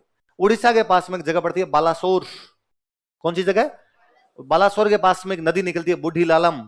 उस बूढ़ी लालम नदी के पास में अंग्रेजों से लड़ते हुए मारे जाते हैं। कहां का क्रांतिकारी, बंगाल का। लड़ता हुआ भी कहां मारा गया, बंगाल। उड़ीसा था बंगाल का पार्ट था, वहां बंगाल के अंदर लड़ता हुआ मारा गया। बिहार और उड़ीसा के अंदर वहां बूढ़ी लालम नदी के पास लड़ता हुआ मारा गया। क्या नाम है क्रांतिकारी का, जतीन मुखर्जी। क्या राजस्थान से कोई लेना देना उसका, कोई लेना देना नहीं। वहां बंगाल में आज दिन तक के सबसे अच्छे कवि 2 लोग हुए, या तो रविंद्रनाथ टैगोर या दूसरे हुए नजरुल इस्लाम। क्या नाम हुआ, नजरुल इस्लाम, बहुत बड़े कवि। नजरुल इस्लाम लिखते हैं कि जिस जगह पे जतीन दास मुखर्जी या जतीन मुखर्जी शहीद हुए हैं, वो भारत का नया हल्दी घाटी है। वो भारत का, क्यों कर रहे हैं हम हल्दी घाटी से तुलना, कि हम कहते हैं कि जिस प्रकार हल्दी घाटी में प्रताप अपने देश को आजाद करवाने के लिए लड़ा था, वैसे जतीन मुखर्जी बालासोर में अंग्रेजों से हमारे देश को आजाद करने के लिए लड़े हैं। बंगाल के एक कवि को बंगाल के क्रांतिकारी के लिए राजस्थान की जगह की तुलना करनी पड़ती है। यह टोड की किताब का असर है कि टोड ने बताया कि हल्दी घाटी नहीं है, हल्दी घाटी मेवाड़ का थर्मोपोली है। टोड ने बताया कि साहब हमारे पूरे यूरोप के इतिहास में एक युद्ध हुआ था थर्मोपोली, और राजस्थान में वैसे थर्मोपोली जैसे युद्ध घर घर हुए हैं। उसने बताया हमारे एक लड़ाई है जिसमें 300 लोग गए, और 300 लोगों ने जाके और एक बहुत बड़ी सेना से लड़ाई कर ली, और पूरा यूरोप उस पर मूवी बना के इतराता है कि हमने 300 बनाई है। अपने यहां पे ऐसी तो 100 200 कितनी बना लो, अपने तो 50-50 लड़ लिए थे। इसलिए टोड लिख के गया हमारे पूरे यूरोप में एक थर्मोपोली है, हमारे पूरे यूरोप में एक ल्यूनिडास हुआ है। उनका जो सेनापति था उसका नाम था ल्यूनिडास। उसने कहा हमारा एक सेनापति हुआ ल्यूनिडास, हमारी एक जगह थर्मोपोली जिसमें तब भयंकर युद्ध कर गए थे हम। राजस्थान के गांव गांव में थर्मोपोली है, घर घर में ल्यूनिडास है। दोहरा घाटा तालरोन आंटिलो इतिहास, गांव गांव थर्मोपोलिन, घर घर ल्यूनिडास। अपने एक कवि हुए शंकरदान सामोर, क्या नाम है उनका, एक दुआ है कि राजस्थान में बरसात कम क्यों होती है। बरसात कम है तो दुआ लिखते हैं कि बादल क्या सोचते हैं राजस्थान के बारे में, कि बादल सोचता है कि पानी रोकाई प्यावणो आ रक्त पियोड़ी रज। रज का मतलब होता है मिट्टी। रज का मतलब क्या होता है कि पानी रोकाई प्यावणो, कि बादल सोचता है कि पानी तो क्या ही पिलाऊं, इस मिट्टी ने खून पी रखा है। संख्या मन में समझा घण नहीं बरसे गज। बादल इसलिए ज्यादा नहीं बरसता कि शर्म आती है कि मैं पानी पिलाऊंगा, ये खून पीती है। लड़ाइयां हुई, लड़ाइयां, उसके अलावा कुछ ही नहीं। रविंद्रनाथ टैगोर लिखते हैं कि भारत का इतिहास यदि कोई आदमी पढ़ने बैठे तो राजा पोरस से लेके सिराजुद्दौला तक। कहां से कहां तक? राजा पोरस से लेके सिरा। राजा पोरस वो हुए थे हमारे जिन्होंने सिकंदर के खिलाफ लड़ाई लड़ी थी, हार गए सिकंदर से, हमेशा का मानते हैं। सिराजुद्दौला वह बंदा है जो अंग्रेजों के खिलाफ बंगाल में प्लासी का युद्ध लड़ता है, लॉर्ड क्लाइव के खिलाफ। किसके खिलाफ लड़ता है? लॉर्ड क्लाइव से सिराजुद्दौला लड़ता है प्लासी का युद्ध। या राजा पोरस ने लड़ी थी हाइडे स्पीच की लड़ाई सिकंदर के खिलाफ। हम कहते हैं पोरस हारा, सिराजुद्दौला हारा। तो रविंद्रनाथ टैगोर कहते हैं पोरस से सिराजुद्दौला तक भारत का इतिहास पढ़ा जाए तो हार हार तथा हार है। लेकिन इस इतिहास में मैं जब कभी राजस्थान को उठा के देखता हूं तो मुझे गर्व होता है कि वो तो जीते थे, और पूरा भारत हारा होगा भले ही, पर वो जीते हैं। इस हार के रेगिस्तान में कहीं बूंदें गिरती है तो राजस्थान में जाके गिरती है। आपको बड़ा अचंभा होगा कि राजस्थान की हिस्ट्री पे सबसे अधिक किताबें बंगाली भाषा में है। उन दिनों बंगाली भाषा में किताबें जब राजस्थान वाले लिखने नहीं शुरू किए थे। रविंद्रनाथ टैगोर के परिवार का एक सदस्य अवनिंद्रनाथ टैगोर, क्या नाम है? चित्रकार था, साथ में किताबें भी लिखता था। उसने अपने मेवाड़ पे बुक लिखी है 1904-5 में। ऐसे ऐसे करेक्टर पे बुक लिखी है जिनके बारे में आप यूं जोर लगा के मर जाओगे तो 3 लाइनों ज्यादा नहीं जानते। उसने गुहिल पे पूरी 30 वो पेज की और पूरी कहानी लिख रखी है। गुहिल पे, चुंडा पे, हमीर पे। हम एक एक लाइन लिए बैठे हैं। चुंडा को मेवाड़ का भीष्म पितामह कहते हैं। कहानी है उसकी 1904-5 की, अवनिंद्रनाथ टैगोर की। रविंद्रनाथ टैगोर के एक और है ज्योतिरिंद्र टैगोर, उसने महाराणा प्रताप पे पूरी बुक लिख रखी है। क्या अचंभे की बात नहीं लगती है आपको कि आजादी से पहले कानपुर से एक अखबार निकलता है, गणेश शंकर विद्यार्थी निकालते हैं। भारत के सबसे बड़े पत्रकार में गणेश शंकर विद्यार्थी। अखबार का नाम रखते हैं प्रताप। वो प्रदेश जो भारत में नहीं आता, उस प्रदेश के लोगों के नाम पे किताबें कैसे है? और ये अपने एक एक कैरेक्टर में, नागौर में राजा हुआ अमर सिंह राठौड़। कौन राजा हुआ? अपने मैं गारंटी देता हूं, मैं जब लिखूंगा 7 लाइन है अमर सिंह राठौड़ के बारे में। भारत की ऐसी कोई भाषा नहीं है जिसमें अमर सिंह राठौड़ पे किताब नहीं है। पंजाब गीत गाता आज दिन तक अमर सिंह राठौड़ के, पूरे फड़ चित्रण होते हैं पंजाब में। कहां से पहुंची है लोक कथा? पंजाब में चलो अपने नजदीक लगता था इसलिए पहुंच गई। बंगाल में सारी कहानियां पहुंचाने का श्रेय इस आदमी को है। ये राजस्थान की संस्कृति का उद्गाता है। इसके राजस्थान में सर्व प्रमुख जगह पे मूर्तियां स्थापित की जानी चाहिए। टोड की किताब में लाख गलतियां हैं। टोड वाली किताब सही नहीं है, इस किताब में 100 गलतियां। मतलब आप पढ़ लोगे तो आप निकाल दो टोड की किताब पढ़े, ये भी गलत लिखा, ये भी गलत लिखा, ये भी गलत लिखा। उसके बावजूद वो पहला आदमी जिसने लिखा तो सही। इससे पहले तो लिखा हुआ ही तो नहीं था। पहली बार जो लिखेगा उसकी गलतियां स्वाभाविक है। आज भी किसी हिस्टोरियन को पढ़ लो, वो 2 ही बात लिखेगा, या तो कहेगा ऐसा टोड ने सही लिखा है या ऐसा टोड ने गलत लिखा है। इसका मतलब यहां तो आप टोड को स्वीकार कीजिए या आप टोड को इग्नोर नहीं कर सकते। आप टोड को बिना टोड को पढ़े आप राजस्थान में कदम आगे नहीं बढ़ा सकते। टोड को पढ़ोगे तब राजस्थान के बारे में पता चलेगा आपको। इसलिए टोड वाली बुक का नाम क्या बताओ देखे? Annals and antiquities of. इसी का एक नाम और क्या है? दूसरे वाली किताब कौन सी है? अच्छा एक चीज और बताता हूं। अक्सर ये कहते हैं कि सब अपने कहते हैं सर राजस्थान, तो अब कहते हैं सर इसको, पहले तो अपने इसको बोलते राजपूताना। पहले तो क्या बोला करते थे? हम कहते हैं हाँ यार ये बात भी सही है, पहले इसको राजपूताना बोला करते थे। तो इसका कोई रिटर्न एविडेंस क्या अपने पास? कहां पे लिखा हुआ है कि इसको राजपूताना कहते थे? किसने कहा इसको राजपूताना? ये कहने वाला फिर एक गोरा है। एक गोरा है जिसका नाम है जॉर्ज थॉमस।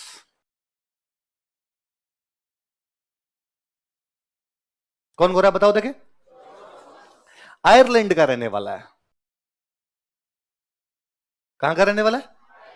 आयरलैंड का रहने वाला आदमी। क्या नाम बंदे का नाम बताओ देखे? George Thomas. नौकरी करने इंडिया आ गया। क्या नौकरी करेगा भाई? तो अंग्रेजों के आगे नौकरी करे। भाई अंग्रेजों का जब राज था तो इन देशों से खूब सारे लोग यहां नौकरी करने आते। आप यूं मान लीजिए आज जैसे अपने लोग नौकरी करने अमेरिका जाते हैं ना, वैसे पहले गोरे सारे नौकरी करने अपने आते। अंग्रेजों के वैकेंसी फुल। आप कहीं नौकरी करने गए, वहां पे जगह ही नहीं। जगह नहीं तो आप क्या करो भाई, आपको किसी आपके गांव के आदमी ने फोन करके बुला लिया कि ले मैं रहता हूं यहाँ पे कलकत्ता, कलकत्ता में एक दुकान पे तेरे को नौकरी करवा दूंगा। आप वहां गए, उसने कहा यार वो 4 दिन पहले सेठ ने दूसरा लड़का रख लिया। तो आपको लगा आप आ ही गया तो और किसी सेठ के नौकरी करूं, इस सेठ के नहीं दूसरे के जाऊं। तो आया बेचारा अंग्रेजों की नौकरी करने, अंग्रेजों की वैकेंसी नहीं तो ये नौकरी करने लग गया मराठों की। किस करने लग गया? पेट पाल के खाना है, किसी के काम करो ना, रुपए तो मिलेंगे। अंग्रेजों करेंगे तो रुपए देंगे, मराठों के करेंगे तो भी क्या देंगे? रुपए। मराठों का तुझे क्या आता है जो हम तेरे नौकरी? इसने कहा तोप चलानी आती है। क्या चलानी आती है? अंग्रेज मराठों को यही चाहिए था, मराठों के पास तोप चलाने वाले लोग नहीं थे। तोप तो बना ली, चलाएं कैसे? तो मराठों ने कहा कि ठीक है तू तोप चला हमारी। तो ये मराठों की सेना के अंदर शामिल हो गया। सेना में 2 प्रकार के लोग हो सकते हैं। मैं पूछूंगा इंडियन आर्मी में कौन है, तो आपको सर इंडिया के लोग। क्यों है इंडिया के लोग? तो आपको सर देशभक्ति है, हम हमारे देश को सुरक्षित रखना चाहते हैं इसलिए अपने जाते हैं। तो मराठों की सेना में एक तो मराठे हैं। तो मराठे क्यों है अंग्रेजों की सेना में? क्योंकि वो अपने देश के लिए लड़ना चाहते हैं। पर मराठों की सेना में जॉर्ज थॉमस क्यों है? किसके लिए? बढ़ाईती सेनापति है ये। कैसा सेनापति है? भाड़े पे, किराए पे लाया हुआ, किराए पे लाया हुआ सेनापति था। कोई पूछेगा जॉर्ज थॉमस किसका भाड़ाईती सेनापति था? भाड़ा समझते हो? किराए पे जाना, किराए पे सेना ले जाओ। तो जॉर्ज थॉमस ने कहा मैं लोग चल लूंगा, मेरे को पे रुपए दो। क्या जॉर्ज थॉमस में यह भावना थी कि मराठे जीतने चाहिए? उल्टा इसको कोई मराठों ज्यादा रुपए देगा तो उधर चले जाएंगे। नॉर्मल आदमी नहीं जाएगा, कोई देशद्रोही जाएगा। पर इसके तो ये तो कुछ भावना तो थी नहीं। तो कैसा सेनापति है? किसका? मराठे तब अटैक कर रहे थे राजस्थान। मराठे उन दिनों में कहां अटैक कर रहे थे? ये अंग्रेजों के आने से पहले की बात है, राजस्थान में। तब मराठे इधर अपना अटैक कर रहे थे। जब मराठे अटैक कर रहे थे तो मराठों का सेनापति कौन है? तो ये भी राजस्थान पे अटैक करेगा। ये डायरी लिखता था। क्या लिखा करता? और इसने अपनी डायरी में लिखना शुरू किया कि आज हमने राजपूताना पर अटैक किया। कहां पर अटैक किया? तो हम कहते हैं हमारे लिए राजपूताना शब्द पूरे के लिए यदि कोई पहली बार बंदा यूज में लेता तो वो कौन है? अच्छा राजपूताना। तो फिर अपने कहते सर पूरा राजस्थान हो गया, किए कहां थे? इसने वास्तव में अटैक तो किए उदयपुर पे, जयपुर पे, मराठों की तरफ से, और बीकानेर पे। कहां कहां अटैक किए बताओ देखिए? उदयपुर, जयपुर और बीकानेर। पर डायरी में क्या लिखता है? राजपूताना पे। कब किए? राज। ये 1800 के आसपास की बात है। कब अटैक किया इसने? 1800 के आसपास में। 1805 के आसपास ये मर गया। इसके मरने के बाद इसकी डायरी को उसके एक दोस्त ने पब्लिश करवाया। इसका एक दोस्त था और उसने कहा डायरी बड़ी जोरदार है, इसमें तो जहां जहां ये गया उन सब की बातें, जहां जहां लड़ा है उन सब की बातें, तो यार ये पब्लिश करवाते हैं इसकी लड़ाई की बातें। इसलिए उस बुक का नाम ही रखा गया।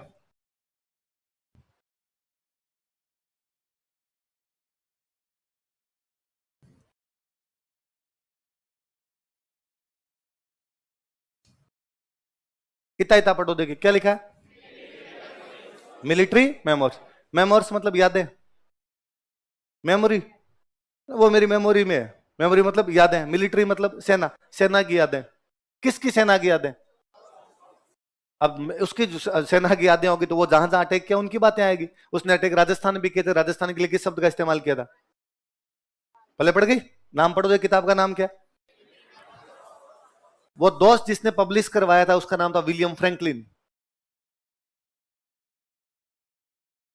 क्या नाम है उस दोस्त का? अब कोई पूछ ले विलियम फ्रैंकलिन की बुक कौन सी है? अब ये बुक तो क्या थी तो उसकी डायरी, इसने थोड़ा कॉपी कट पेस्ट सही कर दिया। बट डायरी तो क्या होती है अपने नॉर्मल यूं इधर उधर की भाषा में लिखी होती है। उसने थोड़ा चेंज कर दिया, थोड़ा सेंटेंस फ्रेमिंग कर ली होगी, थोड़ा सही कर दिया होगा उसको, आगे पीछे सही चैप्टर वाइज कर दिया होगा, ये बन गई बुक, बन गई। तो विलियम फ्रैंकलिन की बुक का नाम बताओ देखे? मिलिट्री मेमोर्स ऑफ मिस्टर जो। ऐसा नाम क्यों है? क्योंकि वो सेनापति था। सेनापति था तो उसकी सेनापति के रूप में यादें लिखने किसकी? एक हेडिंग और डालो अपना, लिखो जॉर्ज थॉमस।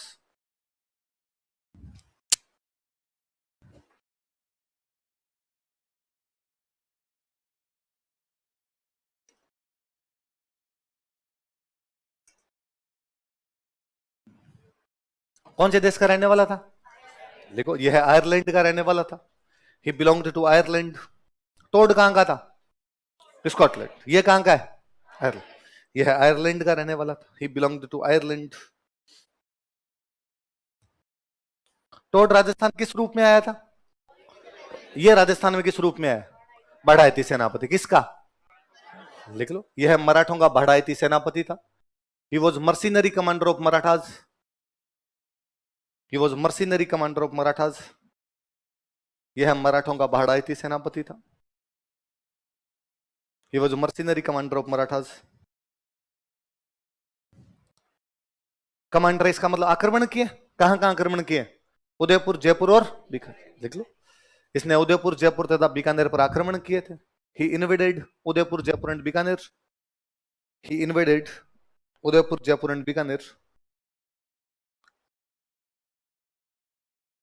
इसने उदयपुर, जयपुर तथा बीकानेर पर आक्रमण किए थे। He invaded Udaipur, Jaipur and Bikaner. अच्छा, ये लिखता है कि मैंने कहां अटैक किया, क्या नाम देता अपने लिए? राजपूताना। तो राजस्थान के लिए सबसे पहले राजपूताना शब्द प्रयोग में लेने वाला बंदा कौन है? तो लिख लो, इसने हमारे प्रदेश के लिए राजपूताना शब्द का प्रयोग किया। ही used word Rajputana for our state. इसने हमारे प्रदेश के लिए राजपूताना शब्द का प्रयोग किया। ही used word Rajputana for our state. इसने हमारे प्रदेश के लिए राजपूताना शब्द का प्रयोग किया। ही used word Rajputana for our state. हमारे प्रदेश के लिए कौन से शब्द का प्रयोग किया? नीचे लिख लो, विलियम फ्रैंकलिन की पुस्तक और बुक का नाम लिख लो। Military memoirs of mister George Thomas. William Franklin की पुस्तक बराबर लिखे बुक ऑफ विलियम फ्रैंकलिन और आगे बुक का नाम लिख लो। Military memoirs of mister George Thomas. Mister George Thomas की कैसी यादें? मिलिट्री की यादें उसकी। मेमोर्स मतलब यादें, मिलिट्री मतलब सेना, सेना की यादें। किसकी सेना की यादें? जॉर्ज थॉमस की। तो सेना की यादों में आक्रमण आएंगे। आक्रमण कहां के? राजस्थान पे। राजस्थान के लिए वर्ड कौन सा यूज में लिया? राजपूताना।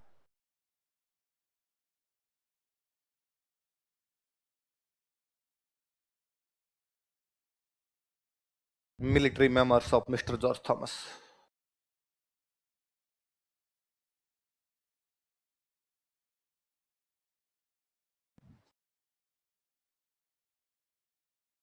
तीन किताबों के नाम पढ़े हमने, बताओ देखिए तीन किताबों के नाम कौन कौन से? Annals and antiquities of Rajasthan, उसी का एक नाम और central and western Rajput states of India. एक और किताब ट्रेवल्स इन वेस्टर्न इंडिया। और फ्रैंकलिन वाली बुक कौन सी है? Military memoirs of mister. ये इतना जो मैटर पढ़ाया ना मैंने, ये यहाँ का था, इस रूप में आया था। उसमें पूछे केवल किताबों के नाम जाते हैं।